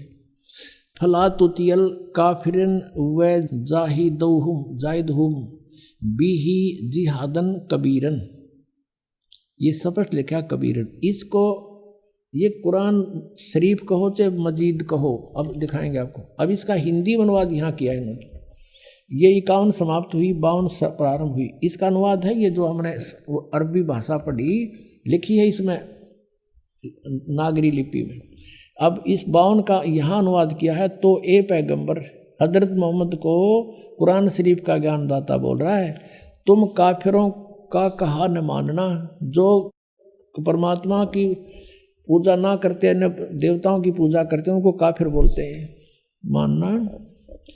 और इस कुरान शरीफ की दलीलों से जो मैं तुझे ज्ञान दे रहा हूँ उनका सामना बड़े जोर से करो। इन्होंने कबीर का अर्थ बड़ा कर दिया और ये लिखना था कि वो अल्लाह फला तुतियल काफिरन व जाहिदम बिही जिहादन कबीरन, कबीरन माने कबीर के लिए तू संघर्ष कर। वो तो काफिर जो है वो नहीं मानते कबीर इज गॉड, लेकिन मैं कह रहा हूँ वो कबीर है सब कुछ। अब यहाँ कबीरन कहो, कबीर कहो, खबीर कहो, खबीरा कहो, ये इसी परमात्मा का एक भाषा में भिन्नता मंत्र। अब आपको दिखाते हैं पवित्र सदग्रंथों में, देखिएगा शिव पुराण, यह है संक्षिप्त शिव पुराण, सचित्र मोटा टाइप, केवल हिंदी, गीता प्रेस गोरखपुर से प्रकाशित। इसके संपादक कौन है? हनुमान प्रसाद पोदार, गीता प्रेस गोरखपुर से प्रकाशित है।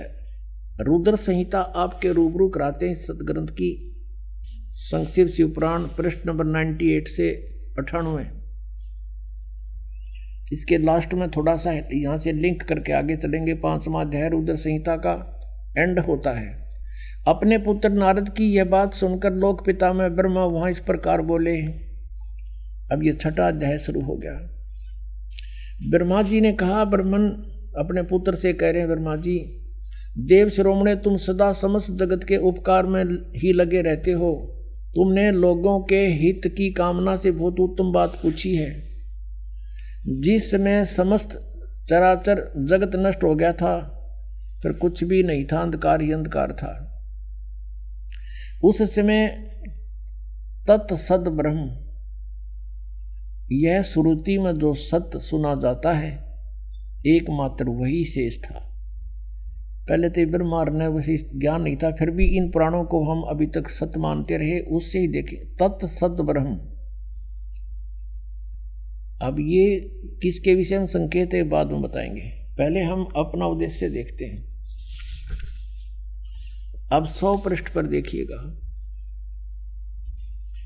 जिस परब्रह्म के विषय में ज्ञान और अज्ञान से पूर्ण, अब ब्रह्मा जी सबसे श्रेष्ठ वक्ता इस ब्रह्मांड का, और वो कहता कुछ ज्ञान कुछ झूठा कुछ सच्चा मैं बताऊं जैसा मुझे पता है। जिस परब्रह्म के विषय में ज्ञान और अज्ञान से पूर्ण उक्तियों द्वारा इस प्रकार विकल्प किए जाते हैं, उसने कुछ काल के बाद द्वितीय की इच्छा प्रकट की। अपने भीतर एक से अनेक होने का संकल्प उदित हुआ। तब उस निराकार परमात्मा ने अपनी लीला शक्ति से अपने लिए मूर्ति की कल्पना की। मूर्ति माने आकार होता है। जो मूर्ति रहित परम ब्रह्म है उसकी मूर्ति ये भगवान सदाशिव हैं। अर्वाचीन और प्राचीन विद्वान उन्हीं को ईश्वर कहते हैं।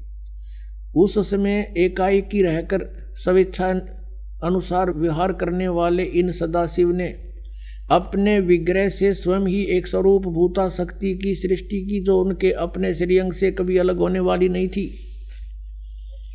उस पराशक्ति को प्रधान प्रकृति गुणवती माया बुद्धि तत्व की जननी तथा विकार रहित बताया है। वह शक्ति अंबिका कही गई है। उसको प्रकृति, ये प्रकृति शब्द याद रखना, ये दुर्गा के लिए है। यहाँ पर गीता जी के अध्याय नंबर 14 के श्लोक 3, 4, 5 में जब आपको दास दिखाएगा ब्रह्मा विष्णु महेश की उत्पत्ति, वहाँ कोड वर्ण है ये। वहाँ दुर्गा के विषय में कहा है प्रकृति के, ये प्रकृति मेरी पत्नी है, मैं इसके पेट में बीज स्थापित करता हूँ गर्भ में, जिससे सबकी उत्पत्ति होती है। काल बोल रहा है गीता को। सर्वेश्वरी और त्रिदेव जननी, तीनों देवताओं की माता,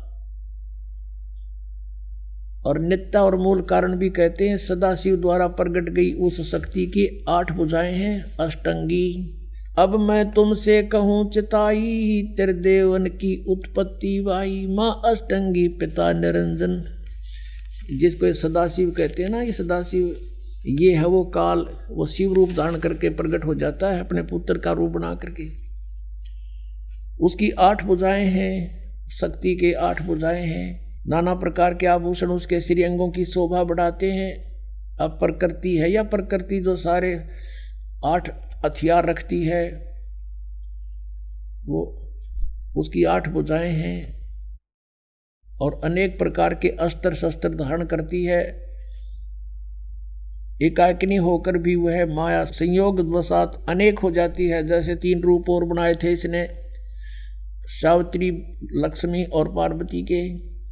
जो वे सदाशिव हैं उन्हें परम पुरुष ईश्वर, शिव, शंभु और महेश्वर कहते हैं। अब यहाँ क्लियर होगा इसका। अब ये हम 101 पर आगे पढ़ते पढ़ते 101 पृष्ठ पर रुद्र संहिता, और ये 6, 7वां अध्याय चल रहा है। वे अपने सारे अंगों पर भस्म रमाए रहते हैं। उन काल रूपी ब्रह्म ने, हो गया क्लियर, वो काल रूपी ब्रह्म है, ब्रह्मा विष्णु महेश का जो पिता है, दुर्गा का पति है। काल रूपी ब्रह्म ने एक ही समय में शक्ति के साथ, नाथ नहीं है, शक्ति के साथ शिवलोक नामक अक्षेत्र का निर्माण किया था। उस उत्तम अक्षेत्र को काशी कहते हैं। वे प्रिया और प्रियतम रूप, वे दोनों पति पत्नी के रूप में शक्ति और शिव, दुर्गा और ये काल रूपी ब्रह्म जो परमानंद स्वरूप है, उस मनोरथ अक्षेत्र में नित्य निवास करते हैं। आगे देखो, देवर से एक समय उस आनंद वन में रमण करते हुए शिवा और शिव के, दुर्गा और काल के मन में यह इच्छा हुई कि किसी दूसरे पुरुष की भी सृष्टि करनी चाहिए, कोई संतान उत्पन्न करनी चाहिए। जिस पर यह सृष्टि संचालन का महान भार रखकर हम दोनों केवल काशी में रहकर स्वेच्छानुसार विचरें और निर्वाण धारण करें। ऐसा निश्चय करके शक्ति सहित सर्वव्यापी परमेश्वर शिव ने, काल रूपी ब्रह्म ने अपने वाम भाग के 10वें अंग पर अमृत मल दिया, यानी पति पत्नी व्यवहार किया। फिर तो वहां से एक पुरुष प्रकट हुआ, यानी पुत्र। यहां देखिएगा 102 पृष्ठ पे। अब हम यहां पढ़ेंगे, थोड़ा सा लेंगे। शिव ने कहा, उस उत्पन्न बालक से कहा, शिव ने कहा, वत्स बेटा, व्यापक होने के कारण तुम्हारा विष्णु नाम विख्यात हुआ। अब दुर्गा और काल से विष्णु का जन्म सिद्ध हुआ। अब देखिए ये 6वां अध्याय समाप्त हुआ। अब 7वें में आते हैं। ब्रह्मा जी कहते हैं देवर से, तत्पश्चात कल्याणकारी परमेश्वर सांब सदाशिव ने, यानी उस काल ने दुर्गा से संयोग करके जैसे विष्णु उत्पन्न किया, पूर्ववत प्रयत्न करके मुझे अपने दाहिने अंग से उत्पन्न कर दिया। अब पुण्यात्माओं, अब कोई शंका रही आपके कि कौन है इनका दादा, कौन है इन सब की उत्पत्ति का जानकार? और परमात्मा बिना सर्वज्ञ नहीं हो सकता, सबको जानने वाला केवल कबीर इज गॉड। अब यहाँ पर 2 तो कंसेप्ट क्लियर हो गए कि विष्णु और ब्रह्मा की उत्पत्ति होगी इस काल से और दुर्गा के संयोग से, ये इनके पुत्र। अब तीसरा रह गया शिव। अब यहाँ अनुवाद करता विचलित हो गया।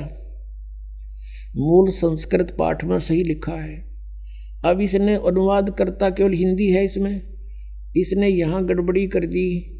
सोचा कि शिव से शिव की उत्पत्ति लिखूंगा तो मैं पागल कहूंगा, इसने वो टाल मटोल कर दी। परमात्मा कहते हैं चोर चुरावे तुमड़ी और गाड्डे पानी में, वो गाड्डे हुआ ऊपर आवे न सच्चाई छनी ना। एक चोर ने तुम्बा चुरा लिया, सुख का तुम्बा, ये मतीरा हुआ अगर जैसे पेट तुम्बा होता है, बहुत बड़ा एक फल होता है, वो सूख जाता है, उसके अंदर से बीज निकाल देते हैं तो वो सूख कर बिल्कुल एक गेंद जैसा हो जाता, अच्छी बड़ी गेंद जैसा। उसने चुरा कर उसने सोचा पानी में लुको दे, छुपा दे, वो गोता मारे और पानी में नीचे छोड़ का और ऊपर आ जाए उससे ही पहले। तो कहते हैं चोर चुरावे तुमबड़ी गाड्डे पानी में, वो गाड्डे वो ऊपर आवे न सच्चाई छानी ना।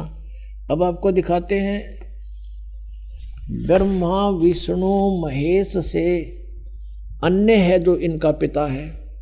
अब देखिएगा वही रुद्र संहिता, ये वही शिवपुराण है, संक्षिप्त शिवपुराण 110 पृष्ठ पे रुद्र संहिता चल रहा है। अब यहाँ हम 9वें अध्याय में आगे लास्ट में, इस प्रकार ब्रह्मा विष्णु तथा रुद्र इन 3 देवताओं में गुण हैं, परंतु शिव गुणातीत माने गए हैं। रजगुण ब्रह्मा, सतगुण विष्णु, तमगुण शिव, ये भी सिद्ध हो गया इन तीनों में गुण है, परंतु वो शिव यानी सदाशिव, ये काल रूपी ब्रह्म, ये इन तीनों से अलग है। यहाँ पर रुद्र शब्द लिख के इन्हें फेर गड़बड़ी कर दी, इन्हें सोचेंगे रुद्र तो अलग है कोई, आगे इसका कंसेप्ट और क्लियर कर दिया। अब जैसा कि आपको रह रह कर दास ज्ञान कराता है, लेकिन आप विद्यार्थी हो, कई बार ऐसा होता है कि आप सत्संग अटेंड नहीं कर पाते, उस समय वो टॉपिक चल पड़ता है। कैसे भ्रमित हैं, कहते हैं 3 देव सो उसको ध्यावें, निरंजन का हुआ पार नहीं पावें। ऋषि मुनियों ने परमात्मा प्राप्ति के लिए वेदों को पढ़ा, ओम नाम को पूर्ण परमात्मा का मान लिया, ब्रह्म को सुप्रीम गॉड मान लिया, हठ योग किया, ओम नाम का जाप किया, लेकिन कुछ भी हासिल ना हुआ। तो जैसे क्या हुआ, समाधि लगाते थे, मेडिटेशन करते थे, समाधिस्थ हो जाते थे। तो ये काल कैसे छल करता है, किसी को ब्रह्मा के रूप में दर्शन दे देता है समाधि दशा में, तो वो कहता है Brahma is God, Brahma is God, Brahma ही परमात्मा है, तो छुपाए बैठे अपने आप को, मैंने समाधि में देख लिया ये तो भगवान है। अब इससे ब्रह्मा जी की प्रभुता होगी, ब्रह्मा जी के भी चौड़ी काख होगी कि मैं भगवान हूँ। उधर से ये काल क्या करता, किसी दूसरे ऋषि को विष्णु जी के रूप में दे दिया दर्शन, अपने पुत्र विष्णु के रूप में। उसने सब जगह ढिंढोरा पीट दिया कि ये खुद मालिक है, ये पूर्ण परमात्मा है, हजारों अमर है, यही सर्व शक्तिमान है, यही 3 रूप बना लेता है, ये विष्णु इज गॉड। इस बात से विष्णु जी फूल गए, आई एम गॉड। किसी को ही अपने पुत्र शिव के रूप में दर्शन दे दिए, तो उसने शिव जी को सर्वेश्वर बता दिया, महेश्वर मृत्युंजय काल सर्वेश्वर बता दिया। इसी बात के भ्रम से एक बार ब्रह्मा ने कहा विष्णु जी को जाकर के, मैं तेरा बाप, तू खड़ा होकर मेरा सत्कार नहीं करता। विष्णु जी कहते मैं तेरा बाप, तो मेरी नाभि कमल से उत्पन्न हुआ है। ब्रह्मा कहता मैं सारी सृष्टि का रचने वाला हूँ, तू मेरा पुत्र है। इस बात पर गुट बाज गया, दोनों का झगड़ा हो गया। तो जब काल ने ब्रह्म ने देखा कि ये तो लड़ मरेंगे, उन्होंने उसके बीच में एक पिलर खड़ा कर दिया, तेजों में स्तंभ। ये लड़ना छोड़ गए, उसकी ऊपर नीचे ढूंढने लगे, खोज करने लगे इसका एंड कहाँ है। कहीं एंड ना मिल रहा, ब्रह्मा ने झूठ बोल दी। वो तो एक लंबी कहानी हम बताते हैं। फिर क्या हुआ कि ये काल आ गया सदाशिव रूप में, अपने पुत्र के रूप में प्रकट हो गया, शिव के रूप में, और इन दोनों से कहा कि यू आर नॉट गॉड, तुम परमात्मा नहीं हो, तुम्हें भ्रम हो गया, तुम अपने आप को ईश समझते हो, इस तुम्हारी ये फड़क निकालने के लिए, भ्रम निवारण करने के लिए मैं आया हूं। इसके लिए आपको विद संस्कृत दिखानी पड़ेगी। शिव पुराण देखिएगा, ये प्रथम भाग है शिव महापुराण, हिंदी टीका सहित। श्री शिव महापुराण विद्या अवरिधि पंडित ज्वाला प्रसाद जी मिश्र कृत, हिंदी टीका सहित, खेमरा श्री कृष्ण दास प्रकाशन बम्बई। इतने से अब हम इसमें थोड़ा सा लिंक देखेंगे। एक बार ब्रह्मा और विष्णु का युद्ध हो गया। अब यहाँ इसके 11 पृष्ठ पे विद्वेश्वर संहिता, विद्वेश्वर संहिता भाग 1 अध्याय 6 में नंदीकेश्वर बोले नंदीकेश्वर यानी शिव का वाहन बताता है। इस काल रहता है इन्हीं रूप में। हे योगेंद्र, आगे एक समय विष्णु भगवान शेष शैया पर अपने गरुड़ादि पार्षदों की संयुक्त लक्ष्मी सहित शयन करते थे, विश्राम कर रहे थे। उस समय ब्रह्म ज्ञानियों में श्रेष्ठ ब्रह्मा जी अपनी इच्छा से वहां आए और सब प्रकार सुंदर सेज पर शयन करते हुए कमल लोचन विष्णु जी से पूछने लगे, तुम कौन हो? मुझे देखकर अभिमानी पुरुष के समान शयन करते हो, सोए पड़े हो। हे वत्स, हे बेटा, उठो, देखो मैं तुम्हारा स्वामी आया हूं। ब्रह्मा जी बोले, बेटा खड़ा हो, देख मैं तेरा स्वामी आया हूं। आए हुए गुरु को देखकर जो अभिमान करता है उस द्रोही मूर्ख का प्रायश्चित होना उचित है। यह सुनकर विष्णु जी के अंतर में तो क्रोध हुआ, ऊपर अंदर तो छो उठा पर ऊपर ना दिखाया तुरंत बाहर, परंतु बाहर से शांत रहे और बोले, बेटा, बोले वत्स, तुम्हारा मंगल हो, बैठो, इस आसन पर विराजो। इस समय तुम्हारा नेत्र कुटिल और मुख बांका क्यों हो गया? क्योंकि छो मारे गुस्सा हो रहा था ब्रह्मा को। ब्रह्मा जी बोले, वत्स विष्णु, ये बेटा विष्णु, तुमको समय के प्रभाव से अभिमान है। हे पुत्र, मैं तुम्हारा रक्षक और जगत का पिता मैं हूँ। विष्णु जी बोले, ये तो सब जगत मुझ में स्थित है, तुम चोर के समान किस प्रकार अपना कहते हो? तुम मेरी नाभि कमल से उत्पन्न हुए हो, इससे मेरे पुत्र हो, मुझे पुत्र कहना व्यर्था है। नंदीकेश्वर बोले, इस प्रकार ब्रह्मा विष्णु दोनों ही रजोगुण से मुग्ध होकर विवाद करने लगे। मैं श्रेष्ठ हूं, मैं स्वामी हूं, ऐसा कहकर एक दूसरे को मारने की इच्छा से युद्ध करने में उत्सुक हुए। और तब संपूर्ण देवता विमान में बैठकर उस महा अद्भुत युद्ध को देखने को चले आए और आकाश से उनके ऊपर फूल बरसाने लगे। वाह रे देवताओं, जैसे जोटे बढ़ा करें गांव में, जैसे दो लड़ रहे हैं और देवता न्यू के शाबाश, बहुत अच्छा कर दो काम, और फूल बरसावे। ये देवताओं के लक्षण है। इनको बीच में आना चाहिए था और हाथ पैर जोड़ कर उनको छुटवाना चाहिए था कि तुम लड़ोगे तो हमारा क्या होगा। हर देवता ने होगा ऊपर तो फूल बरसावे, शाबाश, मरो कटके। तो यह पंचायत तो पहले तो बिगड़ रही है, को नई को नहीं बिगड़ी भी है। ये वहीं से देवताओं के लक्षण है। तो हम हमारे जैसे यहाँ इस पृथ्वी लोक के फिर क्या होगा, ये तो सोचने की बात है। अंडरस्टूड है हम किसे होंगे फिर। अब इनका झगड़ा हो गया, फिर बीच में, अब शॉर्टकट में बताऊंगा, ये थोड़ा सा दिखाना जरूरी था। जिनको हम पूजा करते उनकी बुद्धि कितनी थी। जिनको हम सर्वेश्वर महेश्वर और भगवान मान्या करते, वो चौथी कक्षा के बच्चों जैसे नेचर के थे। चौथी तीसरी कक्षा के बालक झगड़ते हैं। अध्यापक पूछता है, क्यों झगड़ रहे थे बच्चों? वो कहता जी, ये नो बोला मैं तेरा बाप। दूसरा कहता कि नहीं जी, पहले यूँ बोला मैं तेरा बाप, इसलिए एक दूसरे की गिरबान पकड़ रहे, लाल मुंह झगड़ रहे। तो हमारे भगवान जिनको हम परमात्मा सुप्रीम पावर मानना करते हुए बड़े उनकी बुद्धि उन चौथी कक्षा जैसे बच्चों के जैसा स्वभाव था इनका। ये आपके समक्ष दास अपनी तरफ से नहीं कह रहा। इन आचरणों को देखकर हम पहचानेंगे हु इज गॉड, कौन है वो परमात्मा। अब आगे क्या हुआ, फिर ये काल आ गया अपने पुत्र शिव जी के रूप धारण कर। इसने प्रतिज्ञा कर रखी है कि मैं अपने वास्तविक रूप में कभी किसी को दर्शन नहीं दूंगा। इसने प्रतिज्ञा कर रखी है, कसम खा रखी है। इसलिए ये ऐसे कभी विष्णु के रूप में किसी को दर्शन दे देता है। जो विष्णु की पूजा करता है, शिव की पूजा करता है, शिव के रूप में दर्शन दे देता है। वास्तविक रूप में आया था यो महाभारत के युद्ध में, जब अर्जुन जैसा योद्धा भी देख कर इसकी शकल ने कांप गया था। वो था इसका असली रूप। और कहता मैं काल हूं, सबको खाने के लिए आया हूं। और अर्जुन ने करबद्ध होकर कहा था भगवान आप अपने उसी चतुर्भुज रूप में आ जाओ, अब मुझसे ये देखा नहीं जाता। कलजा फट गया उसका।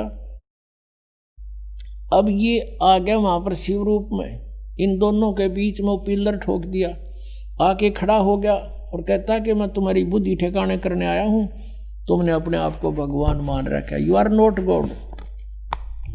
ये देखिएगा।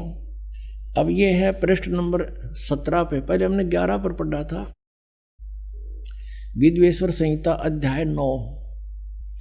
उन दोनों की अज्ञानता और वैर को दूर करने के अर्थ दोनों से कहा। किसने? उस सदा काल रूपी ब्रह्म ने, सदा शिव जिसको कहते हैं, इनके पिता ने क्या कहा? मेरे सकल और निष्कल भेद से दो रूप हैं, परंतु और ईश्वर नहीं। इस कारण से उनके दो रूप नहीं हो सकते। पहले सतम रूप यानी वो पिल्लर रूप में खड़ा हो गया था और पीछे मूर्तिमान रूप धारण किया। इसमें ब्रह्म निष्कल है और ईश्वर रूप सगुण है। यह मेरे दोनों रूप सिद्ध हैं, दूसरे किसी के नहीं हो सकते। इस कारण तुम दोनों को अथवा दूसरों को ईश्वरत्व की प्राप्ति नहीं हो सकती। तुमने जो अज्ञानता से अपने को ईश यानी भगवान मान लिया, ये बड़ा ही अद्भुत हुआ। उसको दूर करने को ही मैं रण स्थान में आया। तुमने जो अज्ञान से ब्रह्मा और विष्णु को कह रहे हैं, उनके पिता ये काल, अपने को ईश मान लिया। तुम ईश नहीं हो, यू आर नॉट गॉड। ये बड़ा ही अद्भुत हुआ। उसके दूर करने को ही मरण स्थान में आया। अब तुम अपना अभिमान त्याग कर मुझ ईश्वर में अपनी बुद्धि लगाओ। मेरे ही प्रसाद से लोक में सब अर्थ प्रकाश करते हैं। 18 पृष्ठ पे। अब यहाँ देखिएगा नीचे, हे पुत्रो, अब ये काल कह रहा अपने दोनों पुत्र ब्रह्मा और विष्णु को, हे पुत्रो, यह कृत आपने तप से प्राप्त किए हैं। कौन से कृत, कौन सी जॉब? उत्पत्ति और सतिथि सृष्टि। देखो, हे पुत्रो, यह कृत आपने तप से प्राप्त किए हैं जो कि सृष्टि, उत्पत्ति और पालन कहता है, सो मैंने प्रसन्न होकर तुम्हें दिए हैं। इसी प्रकार दूसरे दो कृत। अब देखो सारा कंसेप्ट क्लियर हो गया। अब वक्ता है ये काल और कहते हैं दो कृत और रुद्र और महेश को प्रदान किए हैं। अब दो तो ऊपर हो गए पुत्रों, दो तो ये ऊपर थे और अब ये दो ये हो गए रुद्र और महेश। इनसे अलग है यो बोलने वाला इनका पिता। इतना ही कंसेप्ट क्लियर करना था अपन, यहाँ और आगे नहीं। इसलिए गीता जी अध्याय नंबर 18 के श्लोक नंबर 62 में गीता ज्ञानदाता कहता है कि तू सर्वभाव से उस परमेश्वर की शरण में जा, उसकी कृपा से तू परम शांति को, सनातन परम धाम को प्राप्त होगा। श्रीमद् भगवद गीता अध्याय नंबर 17 के श्लोक 23 में कहा कि ओम तत्सत इति निर्देश है ब्रह्मण त्रिविध समर्थ है। ब्रह्मण माने सच्चिदानंद घन ब्रह्म, परम अक्षर ब्रह्म, पूर्ण परमात्मा सतपुरुष का ओम तत्सत 3 मंत्र का जाप है, नथिंग एल्स। श्री गीता जी में और दूसरा मंत्र नहीं है ओम के अतिरिक्त। और ये 3 मंत्र का जाप गीता ज्ञानदाता कहता मैं नहीं जानता। चौथे अध्याय के 34वें श्लोक में कहा कि उस तत्व ज्ञान के अंदर वो सब विस्तार से कहा गया है जो चौथे अध्याय के 32वें श्लोक में बताया है कि सच्चिदानंद ब्रह्म की वाणी में वो बोला गया है। वो तत्व ज्ञान है। उस तत्व ज्ञान को तू तत्वदर्शी संतों के पास जाके समझ। इससे सिद्ध है गीता ज्ञानदाता भी इस मंत्र से परिचित नहीं है। तो कहने का भाव ये है कि गीता जी के अंदर ना हरे राम हरे कृष्ण, ना सीताराम राधे श्याम, राम राम राधे श्याम सीताराम, और न ही ये ओम नमः शिवाय और न ही ओम भगवते वासुदेव नमः। तो ये सारे मनमाना आचरण है ये मंत्र। गीता जी अध्याय नंबर 16 के श्लोक नंबर 23 में कहा है कि शास्त्र विधि को त्याग कर जो मनमाना आचरण करते हैं उनको कोई लाभ नहीं होना, ना उनको सुख हो, ना उनकी गति हो, ना उनको कोई सिद्धि प्राप्त हो, यूजलेस। और जो श्राद्ध कढ़ाते हैं, ये अस्थियाँ चुनवाते हैं, गीता जी अध्याय नंबर 9 के श्लोक नंबर 25 में कहा है कि जो भूत पूजेंगे भूत बनेंगे, देवताओं को पूजेंगे उनके नौकर लगेंगे जाकर उनके लोक में जा करके, और जो मुझे पूजेगा वो मुझे प्राप्त होगा। तो वो भी कंसेप्ट क्लियर कर रखा है कि ये साधना नहीं करनी चाहिए। तो गीता जी जो है ये हमारा एक सदग्रंथों में से एक भक्ति का सदग्रंथ है। अब प्रसंग चल रहा था कि ब्रह्मा विष्णु महेश के माता पिता कौन है। कंसेप्ट क्लियर हो गया। दुर्गा इनकी माता है, युकाल रूपी ब्रह्म ये इनका पिता है। दुर्गा को प्रकृति भी कहते हैं, और रजगुण ब्रह्मा, सतगुण विष्णु, तमगुण शिव जी है। ये भी आपको दिखाते हैं। फिर श्रीमद् भगवत गीता में आपको दिखाएंगे ब्रह्मा विष्णु महेश की उत्पत्ति दुर्गा और काल से। ये देखिएगा, ये है श्रीमद् देवी भागवत यानी देवी पुराण, शक्ति पुराण, हिंदी टीका सहित भाग 1। ये कहाँ से छपा है? अथ देवी भागवतम सभाष टीकम समात्यम, खेमरा श्री कृष्ण दास प्रकाशन बम्बई 4 का। अथ श्रीमद् देवी भागवते भाषा टीका युक्ते तृतीय स्कंद प्रारंभते। अब तीसरा स्कंद हम देख रहे हैं इसका। प्रश्न नंबर इसके भी 11 पर, पहले हमने शिवपुराण देखा था, इसके 11 पे, और ये तृतीय स्कंद है भाषा टीका तृतीय स्कंद अध्याय 5 में। यहाँ पर हम पढ़ेंगे, भगवान शिव कह रहा है अपनी दुर्गा माता को, हे माता यदि हमारे ऊपर सदा आप दया युक्त हो तो हमको तमोगुण में किस प्रकार प्रदान किया, और ब्रह्मा रजोगुण और हरि सतोगुण यानी विष्णु को सतोगुण क्यों युक्त किए। अब यहाँ देखिएगा, हम अब संस्कृत पढ़ेंगे। यदि दया धर्मना न सदाम्बिके कथम अहम विहित, यदि आप दयालु हो माता तो मुझे किस प्रकार बना दिया।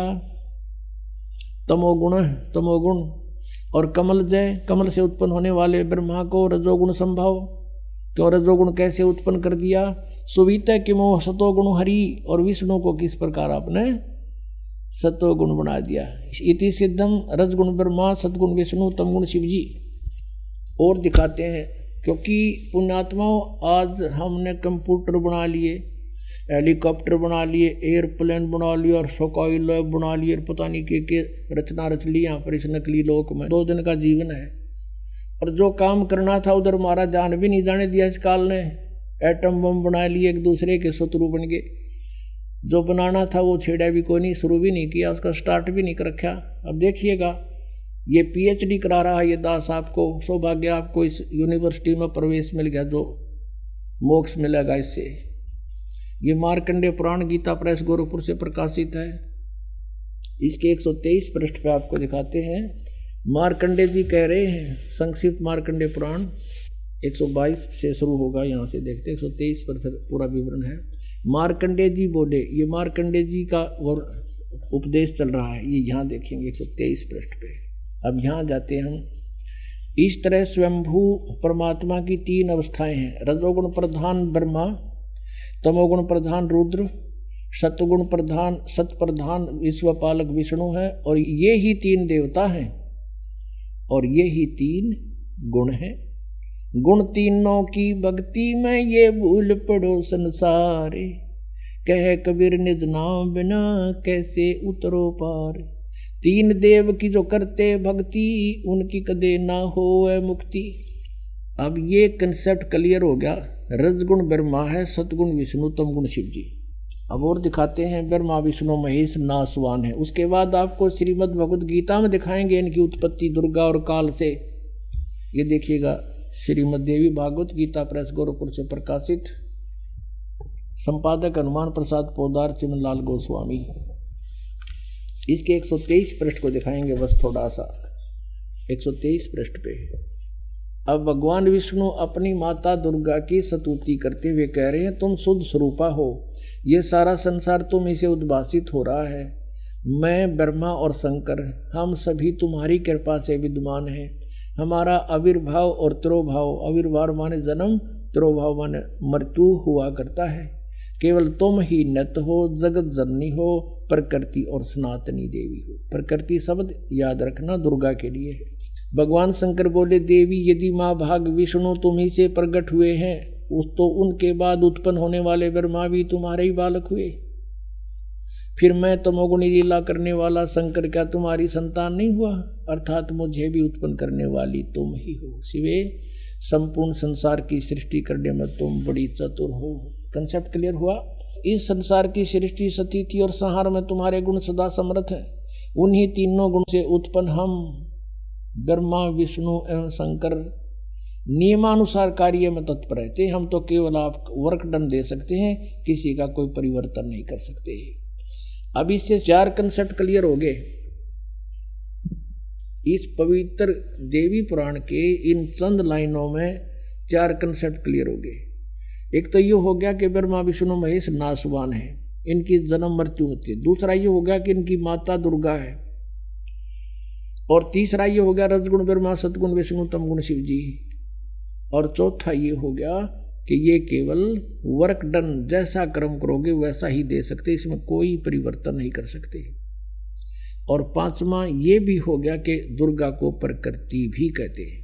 अब देखिएगा पवित्र श्रीमद् भगवत गीता, गीता प्रेस गोरखपुर से प्रकाशित है। जय दयाल गोविंद का इसके अनुवादक है। अब 14वें अध्याय के 3 श्लोक ये कंसेप्ट क्लियर कर देंगे। कोड वर्ड है, चारों वेदों का संक्षिप्त वर्णन है ये, बहुत ही शॉर्ट में। अब देखना यहाँ से, ये है चतुर्दशो अध्याय, 14वां अध्याय, अध्याय 14 और श्रीमद् भगवत गीता। यहाँ देखना अब 3 श्लोक से। हे अर्जुन, मेरी महत ब्रह्म रूप मूल प्रकृति, वैसे ही इन्होंने यहाँ अनुवाद गलत कर रखा है, वैसे इसी से देखेंगे। प्रकृति सर्वभूतों की, सभी प्राणियों की योनि अर्थात गर्भाधान स्थान है, और मैं उस योनि में चेतन समुदाय गर्भ को स्थापन करता हूँ। ततः माने उसके संयोग से, ततः माने उससे सब भूतों की, प्राणियों की उत्पत्ति होती है। और चौथे में, हे अर्जुन, नाना प्रकार की सब योनियों में जितनी मूर्तियां अर्थात शरीरधारी प्राणी उत्पन्न होते हैं, दुर्गा प्रकृति तो उनकी गर्भ धारण करने वाली माता है, और मैं बीज स्थापन करने वाला पिता हूँ। यो काल बोल रहा है। और 5वें में स्पष्ट कर दिया है, हे अर्जुन, सतगुण रजगुण तमगुण ये प्रकृति से उत्पन्न, दुर्गा से उत्पन्न तीनों गुण, रजगुण ब्रह्मा, सतगुण विष्णु, तमगुण शिव जी, प्रकृति से उत्पन्न ये तीनों गुण अविनाशी जीवात्मा को शरीर में बांधते हैं।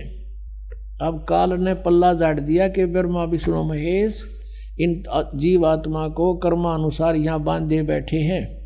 अपने आत्माओं, इसको कहते हैं तत्व ज्ञान, और उसको सतगुरु कहते हैं जो सदग्रंथों को अच्छी तरह समझा और समझा दे। और पुण्यात्माओं, सौभाग्य आपका, आप बहुत पहले आ गए इस मालिक के चरणों में। ये पुण्यात्मा जो टोल के टोल, झुंड के झुंड नकलियां के फंसे पड़े हैं, उनको जो भी सच्चाई का पता लगेगा, रोएंगे बैठ के कर्माने। अब देख कैसा जुल्म किया इन्होंने हमारे साथ, हम बर्बाद कर डाले इन नालायका ने, अपना कर्म बिगाड़ा और हम काल के जाल में फंसा दिए। पुण्यात्माओं, यहाँ पैर टेकने जगह नहीं रहेगी, वो दिन दूर नहीं है। आज कोई पागल नहीं है। जब हम अपने स्वार्थ के लिए सब कुछ कर सकते हैं, तो क्या परमात्मा पाने के लिए उन नकलियों को नहीं छोड़ देंगे? जिस दिन उनको ज्ञान हो जाएगा, एक भी ढूंढा नहीं पाओगे उनके पास। वो एकले बैठे पाओगे, क्या उनके प्रीचर पाओगे उड़े बैठे, बाकी सब आ गए होंगे यहाँ पर। अब देखिएगा, 600 वर्ष पहले परमात्मा ने अपनी सच्चिदानंद घन ब्रह्म की वाणी में, कबीर वाणी में, कबीर सागर में, जो आदरणीय धर्मदास साहिब जी ने लिपिबद्ध किया है, उसमें जो का तो लिखा है, पढ़िए स्वयं। ये देखिएगा, कबीर सागर संपूर्ण 11 भाग, खेमराज श्री कृष्ण दास बम्बई से प्रकाशित है। ये पुराना प्रकाशन है, बहुत पुराना। यहाँ देखिएगा, कबीर सागर ज्ञान सागर प्रथम खंड, कबीर पंथी भारत पथिक, स्वामी युगलानंद बिहारी द्वारा पुरस्कृत, मुद्रक एवं प्रकाशक है खेमराज श्री कृष्णदास, अध्यक्ष श्री वेंकटेश्वर प्रेस, खेमराज श्री कृष्णदास स्मारक, मुंबई। अब हम आपको ले चलते हैं इसके बोध सागर ज्ञान बोध में। ये ज्ञान बोध और ये बोध सागर पृष्ठ नंबर 21 पर आपको पढ़ाएंगे। धर्मदास ये जग बोराना, कोई न जाने पद निर्वाणा, यही कारण मैं कथा पसारा, जग से कहिए वो राम नियारा। ये राम है, नाम इन्होंने गलत मिसप्रिंट कर दिया है कबीरपंथियों ने। यही ज्ञान जग जीव सुनावो, सब जीवों का भरम नसावो, अब मैं तुमसे कहूँ चिताई, तेरे देवन की उत्पत्ति भाई। कुछ संक्षेप कहूँ गहुराई, सब संशय तुमरे मिट जाई, भरम गए जग वेद पुराना, आदि राम का भेद न जान्या। ये राम है, नोट नाम। राम राम सब जगत बखाने, आदि राम कोई बिरला जाने। ये नाम इन्होंने लिखा है, गलत लिख दिया, मिसप्रिंट बाद में इन्होंने संशोधन करा है अपनी जान में, लेकिन अकल तो इनमें थी नहीं। अब सचमुच यहाँ चल रहा है कि राम राम सब जगत बखाने, आदि राम माने सनातन परमात्मा, सबसे पहला प्रथम पुरातन भगवान, कोई बिरला जाने। ज्ञानी सुने सो हृदय लगाई, मूर्ख सुने तो गम ना पाई, माँ अष्टंगी पिता निरंजन, ये जम दारुण वंशन अंजन। अब इनकी माता अष्टंगी दुर्गा है, पिता ये ज्योत निरंजन काल है। पहले कीन निरंजन राई, पीछे से माया उपजाई, माया रूप देख अति शोभा, देव निरंजन तन मन लोभा। काम देव धर्मराय सताए, देवी को तुरंत दर खाए। ये धर्मराय यहाँ इस काल को कहा है। पेट से देवी करी पुकारी, हे साहब मोहे करो उबारी, टेर सुनी सतगुरता आए, अष्टंगी को बंद छुड़वाए। यहाँ टेर सुनी कहाँ हम आए, ये परमात्मा अपनी तरफ से कर दिया, इन्होंने गलत लिख दिया। धर्मराय यानी काल ने, निरंजन ने हिकमत की ना, नख रेखा से भग कर लेना। धर्मराय करे भोग विलासा, माया को रही तब आशा। तीन पुत्र अष्टंगी जाए, ब्रह्मा विष्णु शिव नाम धराए। तीन देव विस्तार चलावे, इनमें यो जग धोखा खावे। पुरुष गम को कैसे को पावे, काल निरंजन जग भरमावे। तीन लोक अपने सुत दीन्या, सुन निरंजन बासालीन्या। अलख निरंजन सुन ठिकाना, ब्रह्मा विष्णु शिव भेद न जान्या। ब्रह्मा विष्णु महेश को नहीं मालूम आज तक हमारा पिता कौन है। तीन देव सो उसको ध्यावे, निरंजन का वे पार न पावे। अब ब्रह्म साधना ये भी कर रहे हैं पर इनको नहीं मिले वो आज तक। अलख निरंजन बड़ा बटपारा, तीन लोक जीव कीन आहारा। ये ठग है बटपारा, तीन लोक के जीवों को खा रहा है। ब्रह्मा विष्णु शिव नहीं बचाए, सकल खाए पुन धूर उड़ाए। कहते ब्रह्मा विष्णु महेश को भी मारेगा, इनको भी खाएगा। तिनके सुत हैं तीनों देवा, अंधर जीव करते हैं सेवा। होय होय। कहते इस काल के ये तीन पुत्र हैं, ब्रह्मा विष्णु महेश, और ये अंधे ज्ञानहीन ज्ञान नेत्रहीन प्राणी कहते इनने की पूजा करते हैं। अकाल पुरुष काहू नहीं चीन्या, काल पाए सभी गए लीन्या। तीन देव और असुर अवतारा, ताको भजे सकल संसारा। गुण तीनों का ये विस्तारा, धर्मदास मैं कहूँ पुकारा। गुण तीनों की भक्ति में ये भूल पड़ो संसार, कहें कबीर निज नाम बिना कैसे उतरो पार। तीन देव की जो करते भक्ति, इनकी कदे ना हो मुक्ति। अब पुण्यात्मा कलेजा फट जा जब बुद्धिमान व्यक्ति हो। अरे 600 वर्ष पहले आकर के ये वाणी जिसना मन पढ़ कहा करते थे अशिक्षित और वेद शास्त्रों को नहीं जानता, और उन्होंने ये लिख रखा है कि ऐसा ऐसा था, और आज यही हमारे सदग्रंथों में लिखा हुआ मिल जावे तो पुण्यात्माओं, भगवान कौन है? कबीर इज गॉड, परमात्मा ही बता सकता है। जैसे गीता ज्ञान दाता ये ब्रह्म है, यही काल है, अपने पुत्र श्री कृष्ण में प्रवेश करके ये बोल रहा, ये ऐसी ही लीला करता है, ये सबके किसी के सामने नहीं आता। श्रीमद् भगवद गीता अध्याय नंबर 4 श्लोक नंबर 5 और 9 में ये स्वयं कहता है, अर्जुन तेरे और मेरे बहुत जन्म हो चुके हैं, तू नहीं जानता मैं जानता हूँ, मेरे कर्म और जन्म अलौकिक है। इसके कर्म अलौकिक यूं हैं, यूं किसी में प्रवेश करके बोल पड़ता है।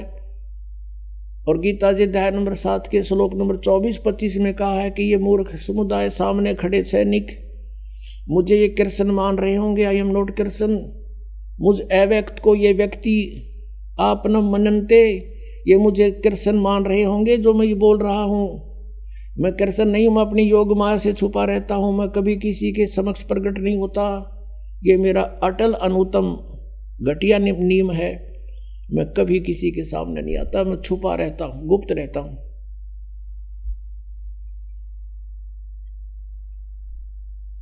तो पुण्यात्माओं, ये 10वें अध्याय के दूसरे श्लोक में गीता जी में कहता है कि मेरी उत्पत्ति को ना देवता जानते ना ये ऋषि जानते, क्योंकि इनका उत्पत्ति करता मैं हूं।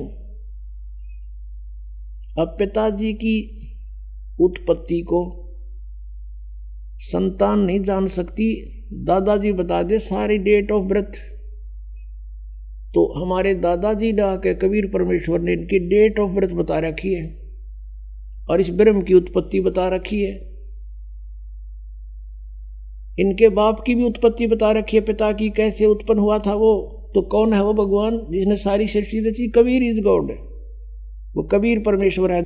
अनंत कोट ब्रह्मांड का एक रति नहीं भारे, सतगुरु पुरुष कबीर हैं ये कुल के सिरजनहार। अनंत कोट ब्रह्मांड का एक रति नहीं भार। अब जैसे वैज्ञानिक ने वायुयान बना दिया और बना के घुमा दिया और बीच में बैठ गया, बताओ उस पर कैसे भार हुआ? तो उस परमेश्वर ने आके हमारी को सारी ज्ञान दिया सब। अपना आत्माओं, अब ये निर्णय करते हैं आपके समक्ष के अब वर्तमान में कलयुग कितना बीत गया। 12वें पंथ हम ही चलकर आवें। कबीर साहब कहते हैं मैं खुद आऊँगा और सब पंथ मिटा के एक पंथ चलावें। फिर कहते प्रथम चरण कलयुग निर्याना, तब मैं घर मांडो में दाना। यहाँ परमात्मा ने कमाल कर दिया है कि प्रथम चरण कलयुग का वो होगा जो मगर के अंदर में एक लीला करूँगा और वहाँ से सह शरीर जाऊँगा। तो लीला वो मालिक ने प्रथम चरण में की। अब ये बीचली पीढ़ी अब चली है जब 5500 कलयुग बीत गया। 1997 में 5505 कलयुग पूरा हो जाता। आपको बहुत बार डिटेल बताई है कैलकुलेट करके। अब क्या आगे क्या बताया है कि 5505 तब ये वचन मेरा होगा साचा। फिर कहा है कि धर्मदास मरी लाख दोहाई, ये मूल शब्द बाहर ना जाए, ये बाहर ना जाई। मूल ज्ञान है यो पवित्र ज्ञान तुम जग में भाखो, बताओ, लेकिन मूल ज्ञान तुम गुप्त ही राखो। गोई माने गुप्त। मूल ज्ञान जो बाहर पढ़ी बिचली पीढ़ी वंश हंस नहीं तरही। 33 अरब ज्ञान हम बाखा और मूल ज्ञान हमने गुप्त ही रखा। मूल ज्ञान तुम तब लग छुपाई जब लग 12 पंथ मिट जाई। अपना आत्माओं, अब ये निर्णय करते हैं आपके समक्ष के अब वर्तमान में कलयुग कितना बीत गया। पवित्र हिंदू धर्म में इन शंकराचार्यों के द्वारा रची गई पुस्तक एक ऑथेंटिक रिकॉर्ड माना जाता है। इन्हीं से हम स्पष्ट करते हैं कि वर्तमान में कलयुग कितना बीत चुका है। देखिएगा, ये एक पुस्तक है ज्योतिर्मय ज्योतिर्मठ। यहाँ इसका कुछ विवेचन दिया है। ज्योतिर्मय ज्योतिर्मठ श्री स्वरूपानंद सरस्वती जी महाराज, ये स्वरूपानंद जी है जो अब वर्तमान में गद्दी पर बैठे हैं। श्री स्वामी, ये 2 मठों के अधिकारी हैं, ज्योतिष मठ पीठाधीश्वर और द्वारका पीठ के, ये दो के इंचार्ज हैं सरस्वती। अब यहाँ क्या लिखा है, यह है संपादक, लेखक एवं संकलनकर्ता विष्णुदत्त शर्मा, अध्यक्ष आध्यात्मिक उत्थान मंडल दिल्ली। प्रेरणा स्रोत श्री सुबुद्धनाथ ब्रह्मचारी जी, मुद्रक फाइन प्रिंट एंड पैक्स। ये देखो, अखिल भारतीय आध्यात्मिक उत्थान मंडल, 1/3234 गली नंबर 2, रामनगर विस्तार, मंडोली रोड, सादरा दिल्ली। ये इनके फ़ोन और फैक्स नंबर है।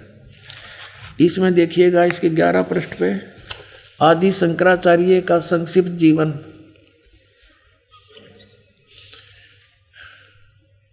अब इसके बारे में क्या लिखा है कि लगभग 2500 वर्ष पूर्व शंकराचार्य का जन्म चरमराती अवस्था के युग में केरल प्रांत में पूर्णा नदी तट पर कालाड़ी ग्राम में धर्मनिष्ठ नमूद्री वैश्य ब्राह्मण शिवपुर इसके घर हुआ। अब यहाँ देखो, गुरु परंपरागत मठों के अनुसार उनका आविर्भाव, शंकराचार्य का जन्म शंकर भगवान के आशीर्वाद से हुआ है, अतः उनका नाम शंकर रखा गया। गुरु परंपरागत मठों के अनुसार उनका आविर्भाव काल यानी जन्म समय ईसा पूर्व, ईसा मसीह जी से पूर्व 508 वर्ष पहले, ईसा के जन्म से 508 वर्ष पहले माना जाता है। ये या शब्द करके इन्होंने 476 लिखा है, ये गलत लिखा है। ये या नहीं लिखना था, क्योंकि 32 वर्ष की आयु में उनकी मृत्यु हो गई थी। तो 508 से 32 निकाल दिया जाए तो 476 बच जाते। तो ये देखिए, तो यहाँ ये संकेत है। तो वास्तव में 508 वर्ष पहले उनका आविर्भाव हुआ, यानी ईसा से 508 वर्ष पूर्व। ठीक हो गया। और आज से हम गणना करें 2012 से, तो शंकराचार्य जी का जन्म कब हुआ? 5520 वर्ष पूर्व। 508 जोड़ दो 2012 में, आज से शंकराचार्य जी का जन्म 2520 वर्ष पहले हुआ। और उसमें कलयुग कितना बीत गया था ये दिखाते हैं। ये पुस्तक है हिमालय तीर्थ, ये भी शंकराचार्यों के द्वारा लिखी गई है, उन्हीं के आदेश से।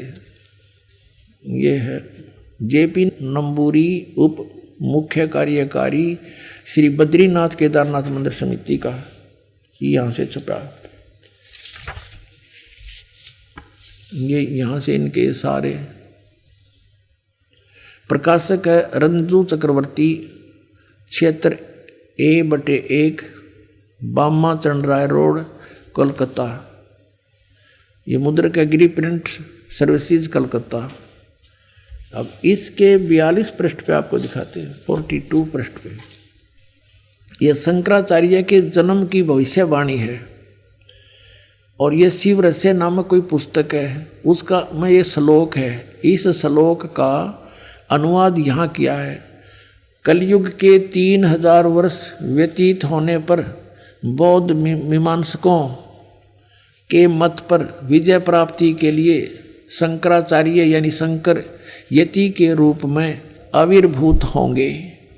फिर देखो, कलयुग जब 3000 वर्ष व्यतीत हो जाएगा तब श्री शंकराचार्य का जन्म होगा।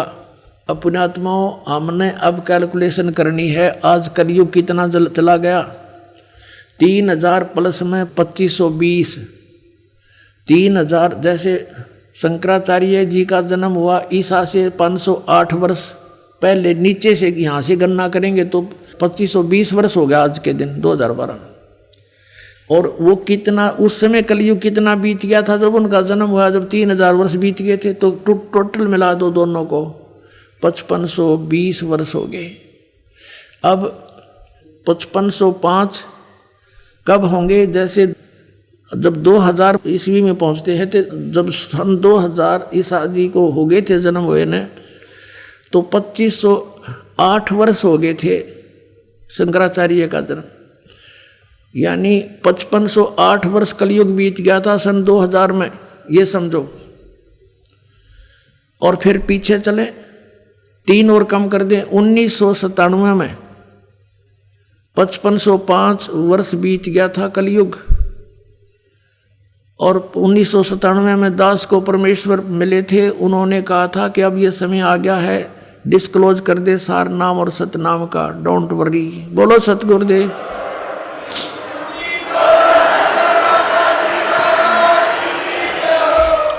महाराज जी, पूर्ण संत की क्या पहचान होती है?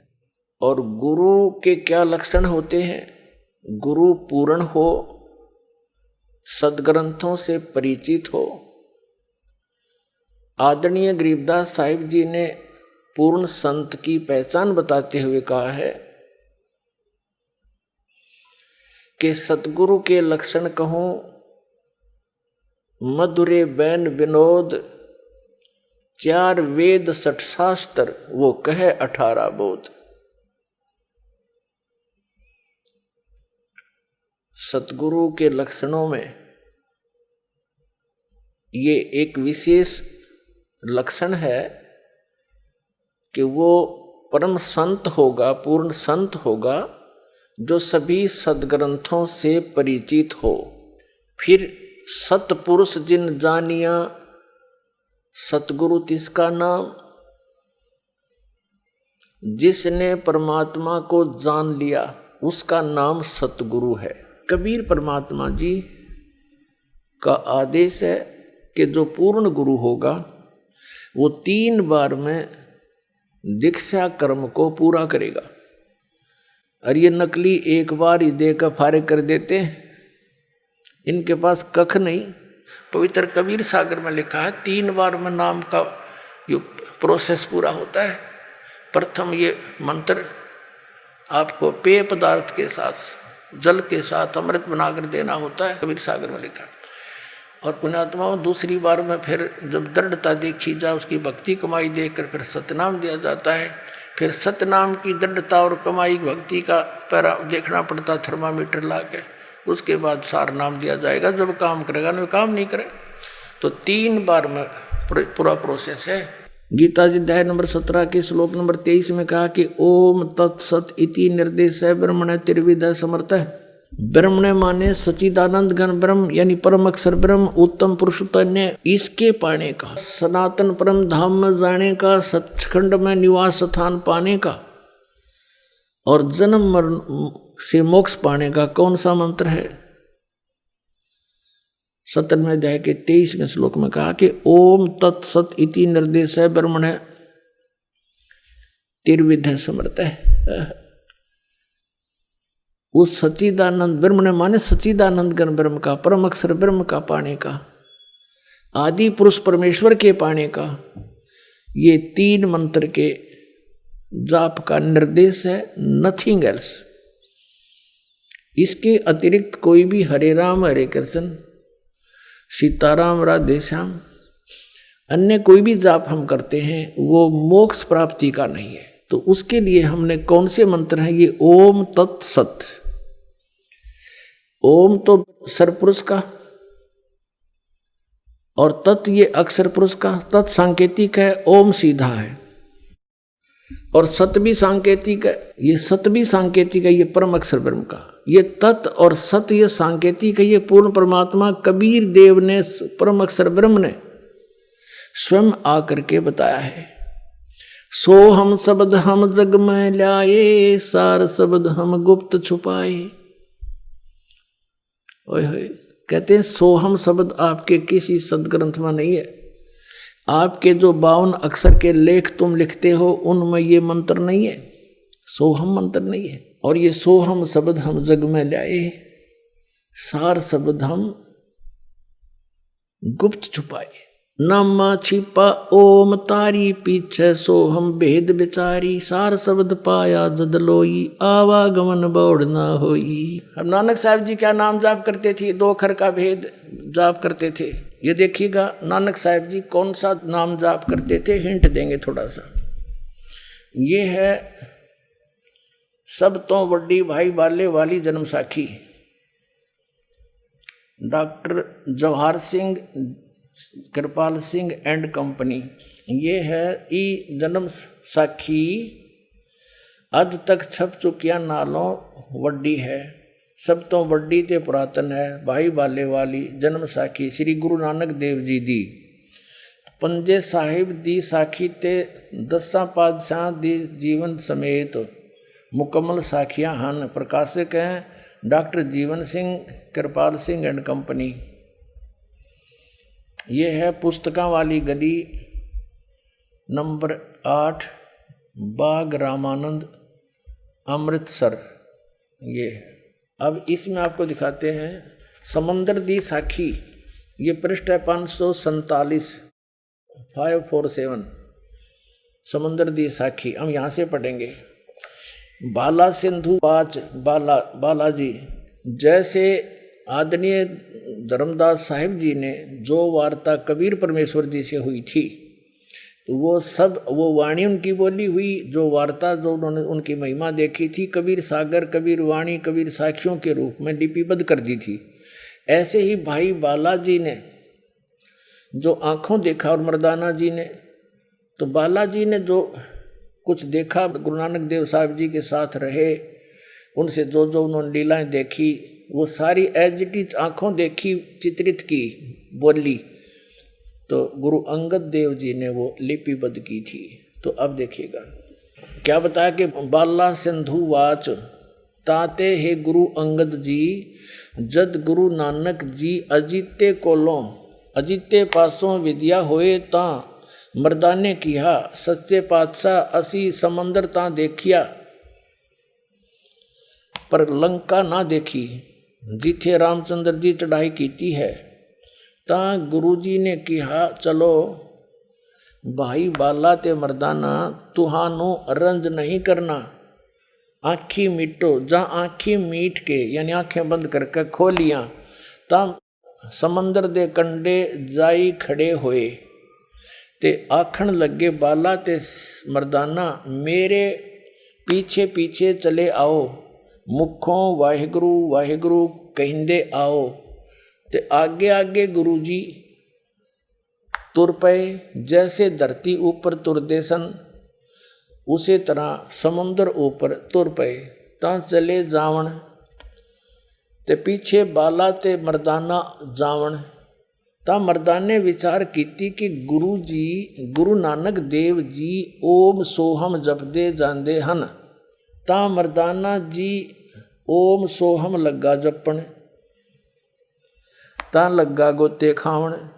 ता गुरु नानक जी देखण, ता मर्दाना गोते खांदा है। ता गुरु जी कि हा मर्दाना, गुरु जी दी करनी वल नहीं देखना, गुरु दे वचना पर चलना चाहिए। तू मर्दाना ओही आख जो असा आखिया है। ता मर्दाना फिर लगा वाहेगुरु वाहेगुरु कहण, ता फिर जल ऊपर उसे तरह तुरन लगा। अपने आत्माओं ये है वो 2 अक्षर का भेद बतावे, सोए गुरु पूरा का है। और जे तू पढ़िया पंडित बिंदोय अक्षर बिंदोय नावा है, परमत नानक एक लंघाए जेकर सत समावा। अब इसका कारण क्या था? आदरणीय नानक देव साहिब जी ने क्यों मना कर दिया मर्दाना को? इसलिए कर दिया कि यदि ये जाप ये तो रखना गुप्त है, आदेश है मालिक का, सतनाम किसी को बताना नहीं, ये सतनाम है वो। और ये झटका इसलिए दे दिया और उजागर भी करवाना था कि ये पता लगे कि हम ये नाम जाप करके पार हुए, और देना भी नहीं था।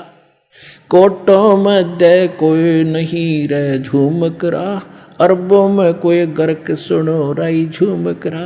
ओए होए, कहते इस तत्व भेद को कोई नहीं जानता, सिर्फ पैसे कथा कर दी, पैसे मिल गए, यहाँ तक सीमित है ये लोग। इसके ऊपर नाच नच रहा सारा, पैसे ऊपर नाच सुनो रहा झूमक रहा।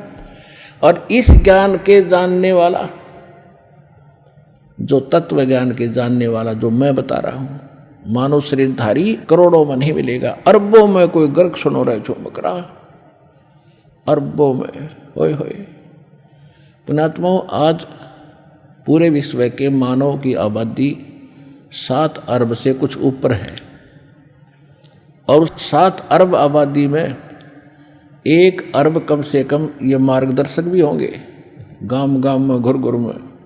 तो इन सब आज विश्व में इस दास के अतिरिक्त ये तत्व ज्ञान किसी के पास पृथ्वी पर नहीं है, 21 ब्रह्मांड में नहीं है।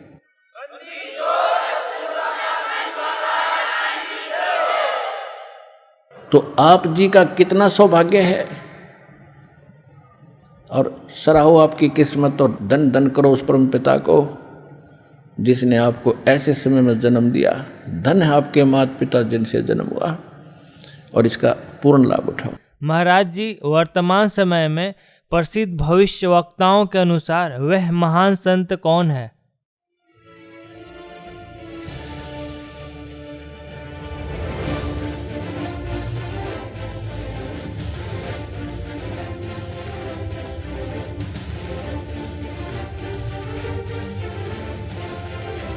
इतिहास के अद्वितीय महापुरुष के बारे में नॉस्ट्रेडमस ने भी कुछ संकेत दिए। एशिया के किसी देश, संभवतः भारतवर्ष में, एक नम्र ग्रामीण परिवार में एक महान आत्मा ने जन्म ले लिया है, जिसकी अकेले ही उत्पादित शक्ति किसी भी शक्ति संपन्न राष्ट्र के बराबर होगी। वह एक भाषा, एक संस्कृति, एक धर्म की आचार संहिता सृजन करेगा। अब जैसे आपको बहुत बार इस समय के विषय में और इस दास के विषय में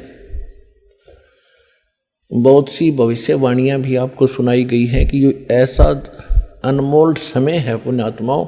एक फ्लोरेंस नाम की भविष्यवक्ता अमेरिका की थी, वो भारत के संत के बारे में गुणगान कर रही है।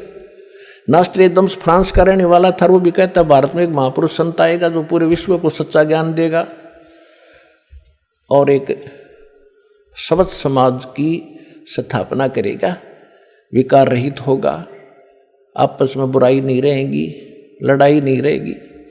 तो उसी के संबंध में थोड़ी सी और सुनाते हैं आपको। एक ये पुस्तक है, पुरानी सी हाथ लगी है किसी भगत का। ये हमारे भगत तक खोजी हो गए, उनको कहीं पर भी कोई सुराख मिलता है उनको तो पता ही लग जाता है ये किसके विषय में बोल रखा है। अब नॉस्ट्रेडमस की भविष्यवाणी या किसी भी संत की, उस संत के विषय में जो भविष्यवाणी है, कोई किसी पर सेट कर रहा है, कोई किसी पर कर रहा है, वो पूरी हो ही नहीं सकती। अब हाथी के कपड़े को, अस्त्र को और जोटे पर धर कर देखा है कीता होगा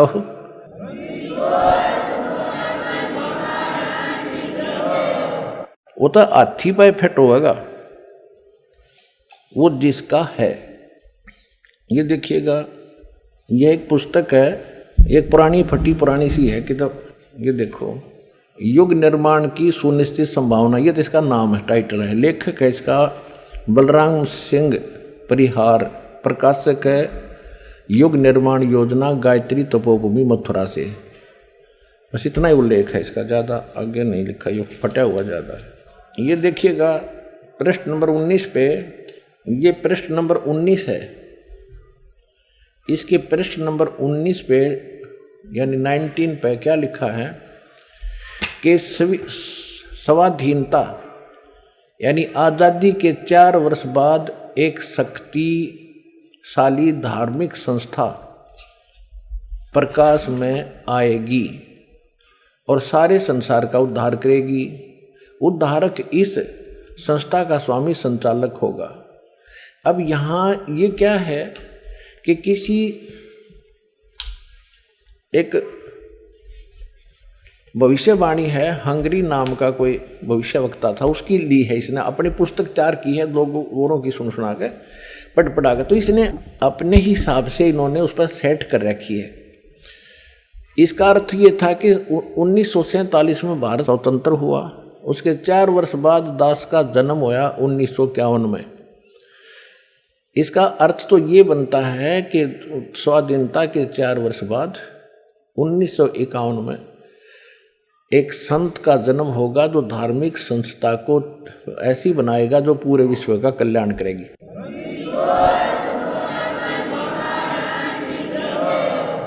यहाँ थोड़ी सी गड़बड़ कर जाते हैं, अब और दिखाते हैं। ये देखिएगा, ये 23 पृष्ठ पे है, ये 23 पृष्ठ है।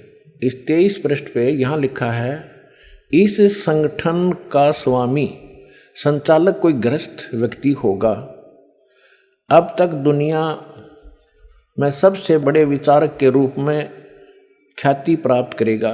वह व्यक्ति सामाजिक उत्तरदायित्वों से लेकर संसार के सब देश शांतिपूर्ण कैसे रहें उसकी यह व्यवस्थित आचार संहिता तैयार करेगा। उसके जीवन भर के संग्रहित विचारों को यदि एक पुस्तक में लिखा जाए तो बहुत बड़ी पुस्तक बन जाएगी। इसका अर्थ ये है। यहाँ एक 29 पृष्ठ पे देखिएगा, 29 पृष्ठ पे, एशिया के किसी देश संभवतः भारतवर्ष में एक नम्र ग्रामीण परिवार में एक महान आत्मा ने जन्म ले लिया है, जो एक महान आध्यात्मिक क्रांति का सूत्रपात, संचालन और नियंत्रण करेगा। इसके पीछे क्रियाशील आत्माओं की शक्ति होगी जो संसार की वर्तमान विकृत परिस्थितियों को बदल डालेंगी।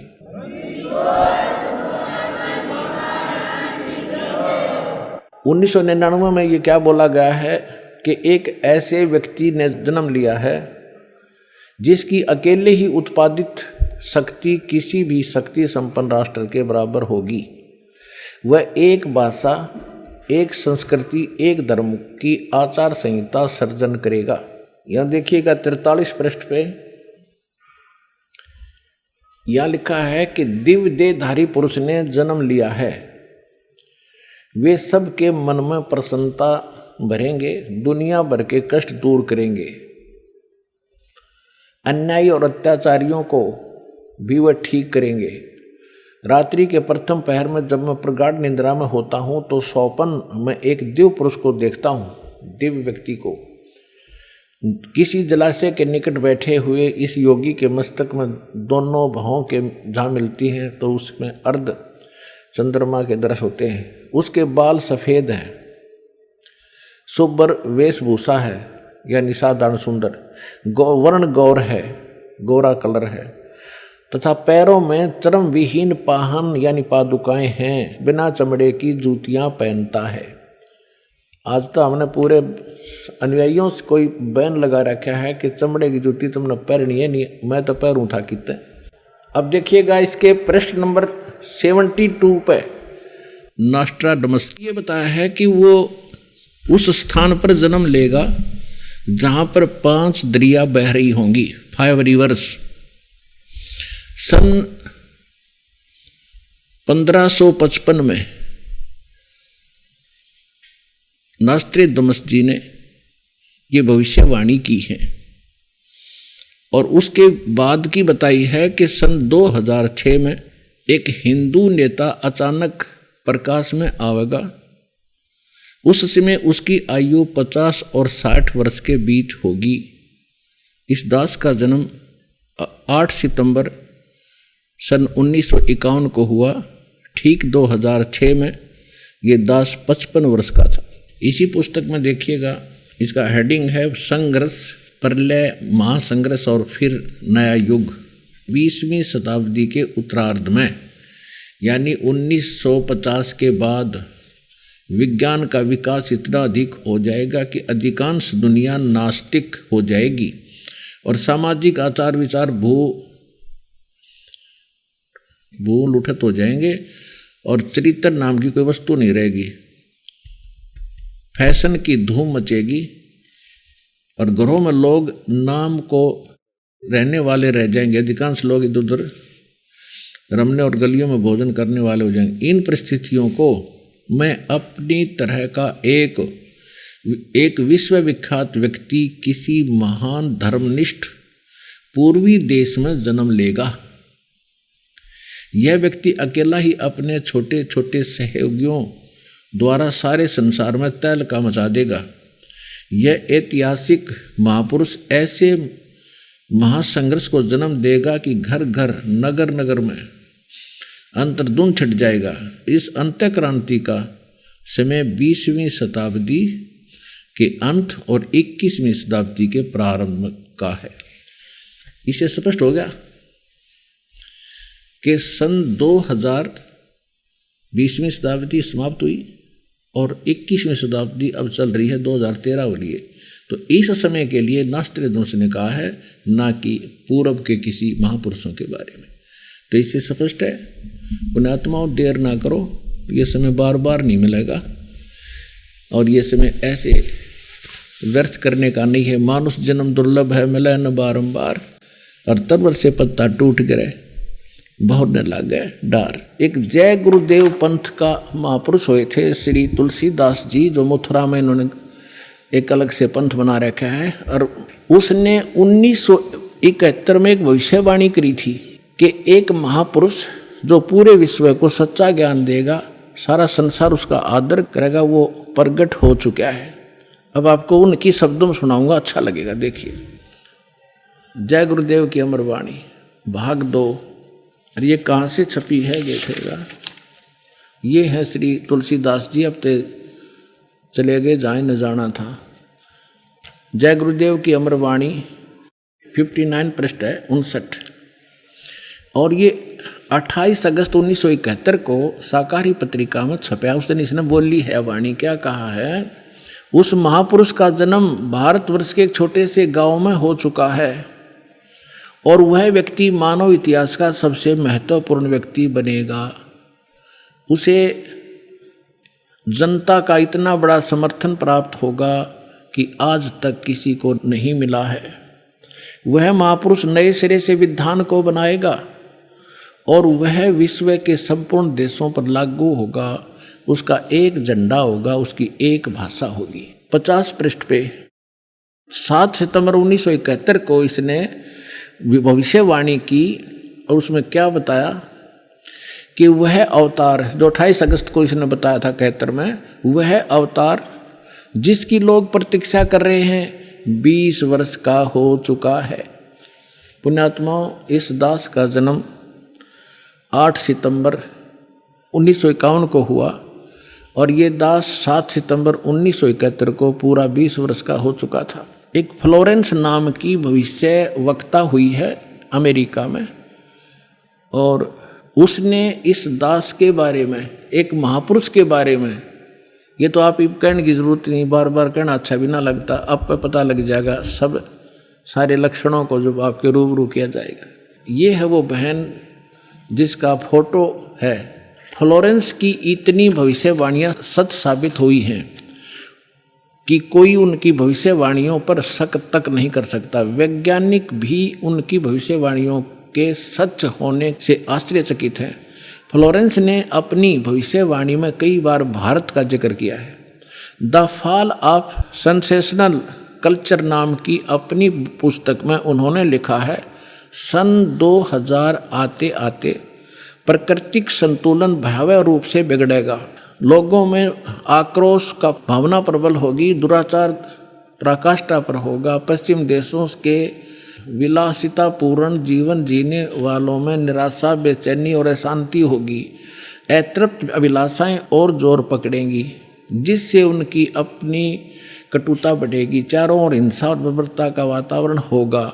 गरीब संपन्न व्यक्तियों की संपत्ति छीनेंगे, ऐसा वातावरण होगा और चारों ओर हाहाकार मच जाएगा।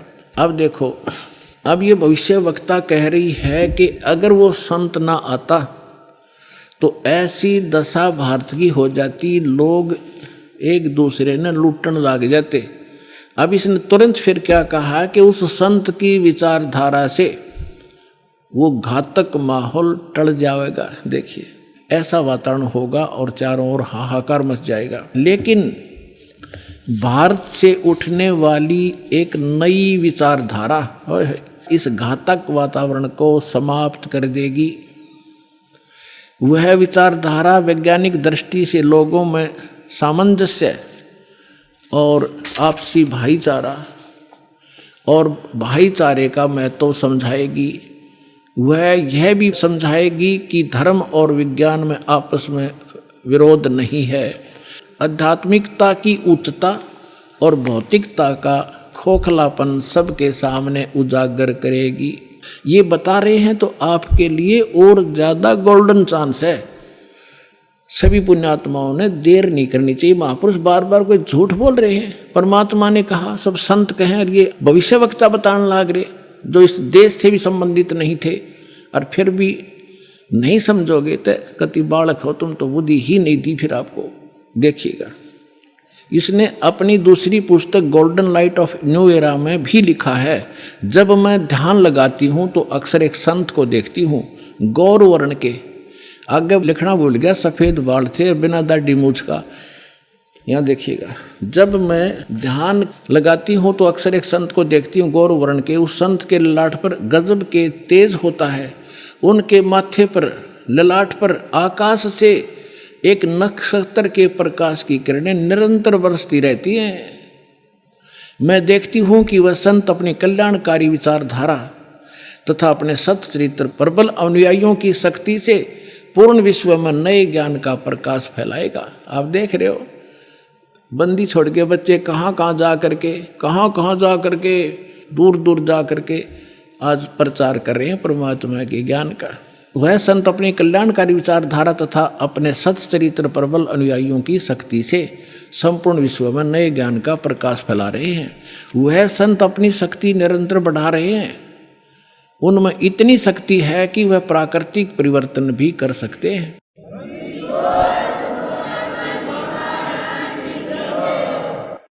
वह अपना कार्य वैज्ञानिक ढंग से करेंगे। उनकी कृपा और प्रयत्न से मानवीय सभ्यता में नई जागृति आएगी। विश्व के समस्त जनसमूह में नई चेतना का संचार होगा। लोक शक्ति का एक नया रूप उभर कर सामने आएगा, जो सत्ताधारियों की मनमानियों पर अंकुश लगा देगा। जो राजा लोग अपनी मनमानी बकवाद करते हैं, उस संत के अनुयायी उनको विवश कर देंगे कि बंदे बनकर रहो, बकवाद बहुत दिन कर ली तुमने। विश्व के समस्त जनसमूह में नई चेतना का संचार होगा। लोक शक्ति का एक नया रूप उभर कर सामने आएगा, और जो सत्ताधारियों की मनमानियों पर अंकुश लगा देगा, राजनेताओं के ऊपर। वह समय बड़ी तेजी से निकट आ रहा है जब सत्ता लोलुप्त राजनेताओं की अपेक्षा आप जैसे समाज सेवकों की बातें अधिक ध्यान से सुनेगा। 21वीं सदी के आते आते एक नई विचारधारा पूरे विश्व को प्रभावित करेगी। हर राष्ट्र में सचित्र धार्मिक लोगों का संगठन लोगों के दिमाग में बैठी गलत मान्यताओं को बदल देगा। यह विचारधारा भारत से प्रस्फुटित होगी, भारत से चलेगी और विश्व के पूरे देशों में फैलेगी। मैं उस पवित्र स्थान पर एक प्रचंड तपस्वी को देख रही हूँ, जिसका तेज बड़ी तेजी से फैल रहा है। मनुष्य में सोए देवताओं को जगाने तथा धरती को स्वर्ग जैसा बनाने के लिए वह संत दिन रात प्रयत्न कर रहे हैं कि तीसरा विश्व युद्ध के शुरू होने तक भारत के शासन की बागडोर, ये कहते हैं कि विश्व युद्ध का आतंक सबके दिमाग में बैठ जाएगा और भारतीय राजनेता अपने प्रभाव और बुद्धि से तीसरे विश्व युद्ध को टालने में सफल हो जाएंगे। तीसरे विश्व युद्ध के शुरू होने तक भारत के शासन की बागडोर आध्यात्मिक वृत्ति के लोगों के हाथ में होगी, इसलिए उनके प्रभाव से विश्व युद्ध टलेगा। वे शासक एक महान संत के ओजस्वी तथा क्रांतिकारी विचारधारा से प्रभावित होंगे। वे उस संत के प्रति उसी तरह समर्पित होंगे जैसे वाशिंगटन स्वतंत्रता एवं मानवता के प्रति समर्पित थे। क्या बताते हैं भगवान परमात्मा, हमें याद दिलाते हैं, यो सौदा फिर नाही संतो, यो सौदा फिर नाही, यो सौदा फिर नाही रे संतो, ये सौदा फिर नाही। लोहे जैसा ताव जात है, लोहे जैसा ताव जात है, काया दे सराही रे संतो, यो सौदा फिर नाही। तीन लोक और भवन चतुर्दश, तीन लोक और भवन चतुर्दश, सब जग सौदे आही रे संतो, यो सौदा फिर नाही। दुगने तिगने किए चौगने, दुगने तिगने किए चौगने, किन्हू मूल गवाई रे संतो, यो सौदा फिर नाही। यो सौदा फिर नाही रे संतो, ये सौदा फिर नाही। फिर क्या बताते हैं, यो दम टूटे पिंडा फूटे, यो दम टूटे पिंडा फूटे, ओ लेखा दरगाह माही रे संतो, यो सौदा फिर नाही। उस दरगाह में मार पड़ेगी, उस दरगाह में मार पड़ेगी, जम पकड़ेंगे बाही रे संतो, यो सौदा फिर नाही। यो सौदा फिर नाही रे संतो, यो सौदा फिर नाही। जा दिन की मोए डर नहीं लागे, जा दिन की मोए डर नहीं लागे, लज्जा रे अकनाही रे संतो, यो सौदा फिर नाही। नर नारायण देह पाय करे, नर नारायण देह पाय करे, तो फिर 84 जाई रे संतो, यो सौदा फिर नाही। कुल परिवार तेरा सकल कबीला, कुल परिवार तेरा सकल कबीला, मसलत एक ठहराई रे संतो, यो सौदा फिर नाही। बांध पिंजड़ी आगे धर लिया, बांध पिंजड़ी आगे धर लिया, फिर मरघट को ले जाही रे संतो, यो सौदा फिर नाही। अग्नि लगा दिया जद लंबा, अग्नि लगा दिया जद लंबा, फूक दिया उस ठाही रे संतो, यो सौदा फिर नाही।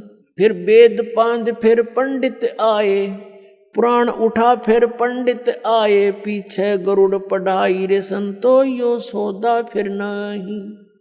यो सौदा फिर नाही रे संतो, यो सौदा फिर नाही। फिर पीछे तू पशुआ कीजे, फिर पीछे तू पशुआ कीजे, गद्दा बैल बनाई रे संतो, यो सौदा फिर नाही। ये 56 भोग कहाँ मन बोरे, 56 भोग कहाँ मन बोरे, कित कुरड़ी चरने जाई रे संतो, यो सौदा फिर नाही। यो सौदा फिर नाही रे संतो, यो सौदा फिर नाही। प्रेतशिला पे जा बिराजे, प्रेतशिला पर जा बिराजे, पितरों पिंड भराई रे संतो, यो सौदा फिर नाही। यो सौदा फिर नाही रे संतो, यो सौदा फिर नाही। बहुर श्राद्ध खान को आए, बहुर श्राद्ध खान को आए, फिर काग बहे कलमाही रे संतो, यो सौदा फिर नाही। यो सौदा फिर नाही रे संतो, यो सौदा फिर नाही। जय सतगुरु की संगत करते, जय सतगुरु की संगत करते, ये सकल कर्म कट जाई रे संतो, यो सौदा फिर नाही। यो सौदा फिर नाही रे संतो, यो सौदा फिर नाही। अमरपुरी पर आसन होते, अमरपुरी पर आसन होते, जहां धूप ना छाई रे संतो, यो सौदा फिर नाही। यो सौदा फिर नाही रे संतो, यो सौदा फिर नाही। गरीबदास गलतान महल में, गरीबदास गलतान महल में, मिले कबीर गोसाई रे संतो, यो सौदा फिर नाही। यो सौदा फिर नाही रे संतो, यो सौदा फिर नाही। अपन आत्मा क्या बताते हैं परमात्मा, साईं इतना दीजियो जा मैं कुटुम समावे, हम भी भूखे न रहे, अतिथि न भूखो जावे। इससे अधिक मांगना इस काल की जेल में हमारी महामूर्खता है कि इतना ही मांग लो बस तुम, इसमें सब कुछ मिलेगा, क्योंकि ये कलयुग है और कलयुग में मशीनरी जरूरी होगी। तो आप इतना ही मांगो जा मैं कुटुम समावे, यानी रिक्वायरमेंट ऑफ द फैमिली, परिवार की आवश्यकताएं, ये है जा मैं कुटुम समावे, और हम भी भूखे ना रहें और अतिथि न भूखा जाए। फिर देगा आपको, और फिर रहो मालिक के वचनानुसार चलो। फिर कैसे, जैसे परमात्मा कहते हैं, चिड़ी चोंच भर ले गई, नदी न घट्यो नीर, दान दिए धन घटे नहीं, यूं कह रहे साहिब कबीर। परमात्मा अपना साइन कर रहे हैं इस वाणी को बोल करके, कह रहे साहिब कबीर कि दान करने से धन नहीं घटेगा, ये नियम है ईश्वर का, परमेश्वर का। और दान सुपात्र को करे। गुरु बिन माला फेरते, गुरु बिन देते दान, गुरु बिन दोनों निष्फल हैं, चाहे पूछो वेद पुराण। देते को हर देत है, जहां तहां से आण, अण देवा मांगत फिरो, फिर साहिब सुने ना कान। अब परमात्मा ने एक भूमिका करके दिखाई हमारे को कि साईं इतना दीजियो जिसमें कुटुंब समावे। एक धानक, एक जुलाहा, सुबह से लेकर शाम तक एक बारीक बारीक तार इकट्ठे करके धागे और कपड़ा बुनता है। एक दिन में मुश्किल से भी 5 फुट 10 फुट बना पाता है, 5 फुट 4 फुट, और बहुत लंबा सैकड़ों फुट का तार वो थान बनाना पड़ता है। ताना बनाते थे, वो हफ्ते में पूरा होता। उसकी जो मेहनताना मालिक को मिलता, उसमें से अपने परिवार के लिए जो आवश्यक सामग्री थी, खाद्य पदार्थ लाते और शेष बच जाते, उसको सत्संग और भंडारा में लगाया करते थे। इस प्रकार परमात्मा हमें उदाहरण देते हैं कि इस लोक में आप भगवान की भक्ति अवश्य करो, पूर्ण संत से प्राप्त करके, फिर परमात्मा एक्शन में आवेगा। और वैसे आप ये फार्मूले अपनाओगे तब सफल नहीं हो पाओगे, क्योंकि फिर आपके साथ काल रहेगा, ये मन है, और केवल वर्क डन मिलेगा आपको।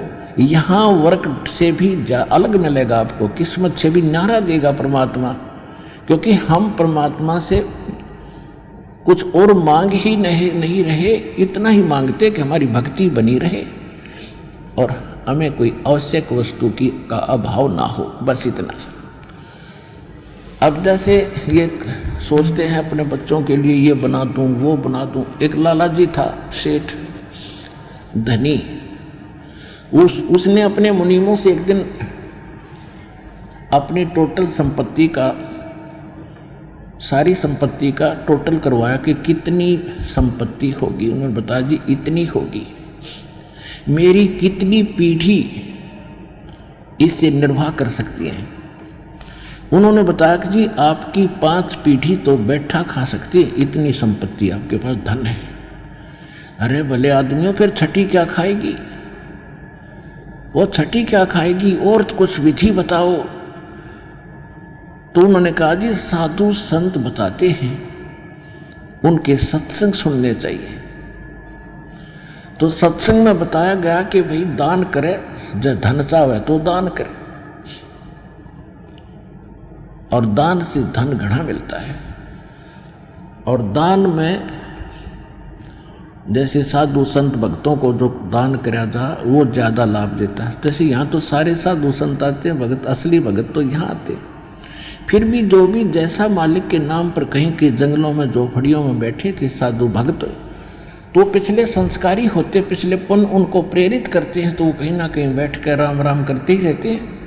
लेकिन भविष्य का चार्जर उनके पास है नहीं, पिछले पुण्यों उनके पास हैं, जिस कारण से प्रेरित होकर के इतना बड़ा फैसला लिया, जंगल में बैठे या कहीं भी कोई साधना कर रहे हैं।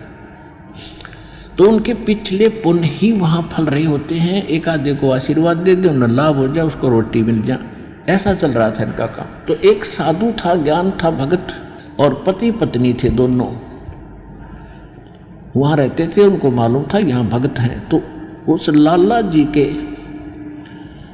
जी ने क्या किया, सेठ ने सभी मुंशियों को कहा कि नौकरों को साथ लो और आसपास जितने भी साधु संत हैं सबको आटा दे आओ, किसी को जो मांगे खांड दावल चाल सब ले जाओ और दे के आओ।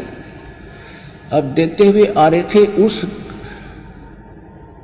उस भगत के यहाँ आए। उन्होंने कहा कि ले भगत जी, हमारे लाला जी ने आपके लिए एक सीधा भेजा है, यानी आटा चावल खांड नमक आदि दाल आप ले लो। उसने अपनी पत्नी से कहा कि देखना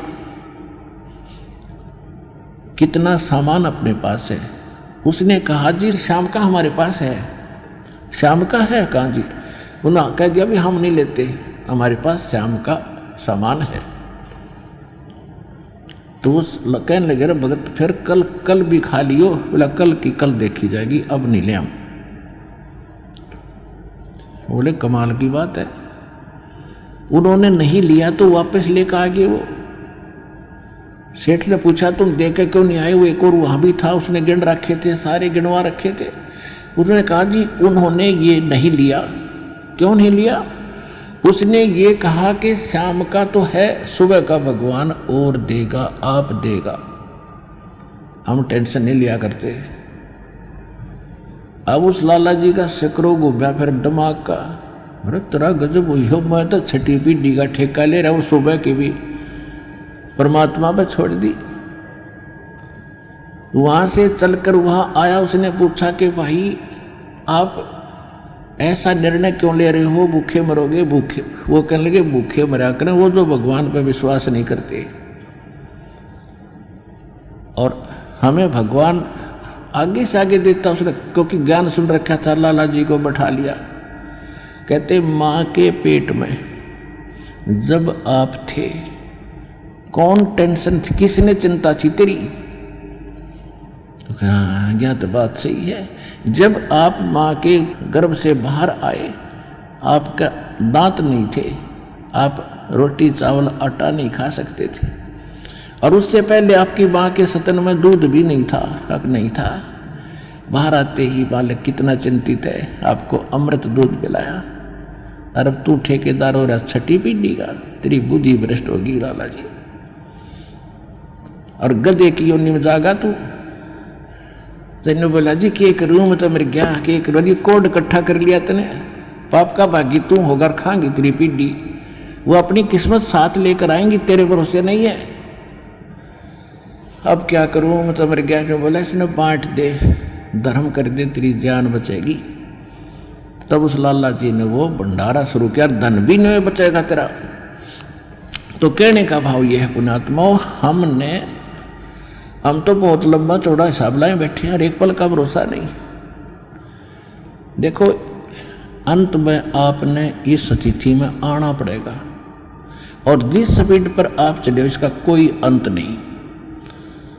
आज किसी के पास एक प्लाट है और थोड़ा सा जुगाड़ होते तो सोचे एक और लूँ, और फिर और जुगाड़ होगा तो एक और लूँ, वहाँ थोड़ा सा ठीक मिल रहा है, रेट ज़्यादा होने वाले हैं, वहाँ भी दाव लग गया तो 30 चौथा और दूसरे शहर में ले लूँ, इतने मृत्यु हो जाएगी, और फिर कुत्ता बन कर वहाँ घूमया करेगा सैर सपट्टे करता। यह बात आपने याद रखनी पड़ेगी, 101% सत्य है कि अंत समय जब चले अकेला फिर रोएगा तू कि मेरा कुछ भी नहीं रहा, मेरे साथ कोई चल नहीं रहा, ये क्या बनी। और परमात्मा कहते हैं मैं रोज बताया करता, प्रतिदिन यही सब समझाया करता, तेरा साथी कोई नहीं है, तेरा साथी मैं हूँ, मुझे तू भूल चुका है। तेरा यहाँ भी जो संस्कार है बच्चों का, परिवार का, माता पिता भाई बहन पति पत्नी का, इसने भी मैं सेट करवाऊँगा, थोड़ा सुलझेड़ा करवाऊँगा, तुम्हारा इस संस्कार को ढंग से निमटवा दूंगा सबका जो मेरी शरण में आगे, और फिर सारा न मोक्ष कर दूंगा। अब कहते हैं कह कबीर शरण गह मेरी हो रक्षा जल थल की। दास ने आपको एक दिन और बताया था, एक माई अपने दोते को लिए खड़ी यहाँ मिलने के लिए, 1.5 महीना हो गया, और वो लड़का होगा ज़्यादा से ज़्यादा 1 वर्ष का, 1.5 वर्ष का।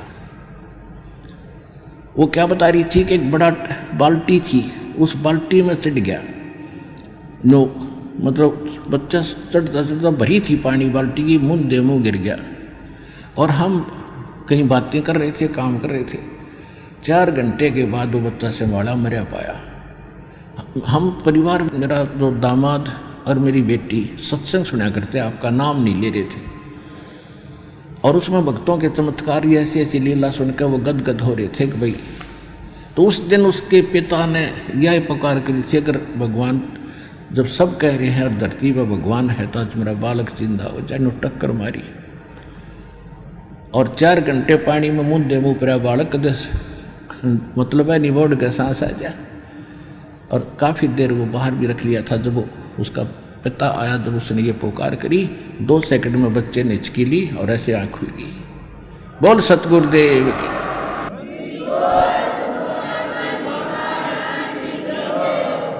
तो इस विषय में आज तत्वदर्शी संत ये रामपाल दास है, जिला हिसार, हरियाणा।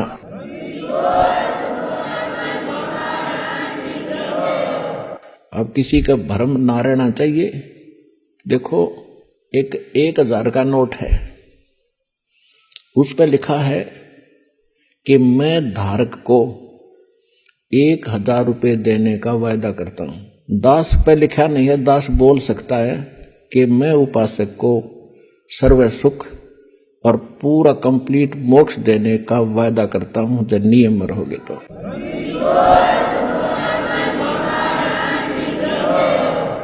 अब आपको वो तत्व ज्ञान और यथार्थ भक्ति और मंत्र समाधान मिला है, वो इस दास के पास है। और अपना कल्याण कराओ। दास पलकें बिछाई बैठा आपके लिए। आप भगवान के बच्चे हो, सारे जाओगे।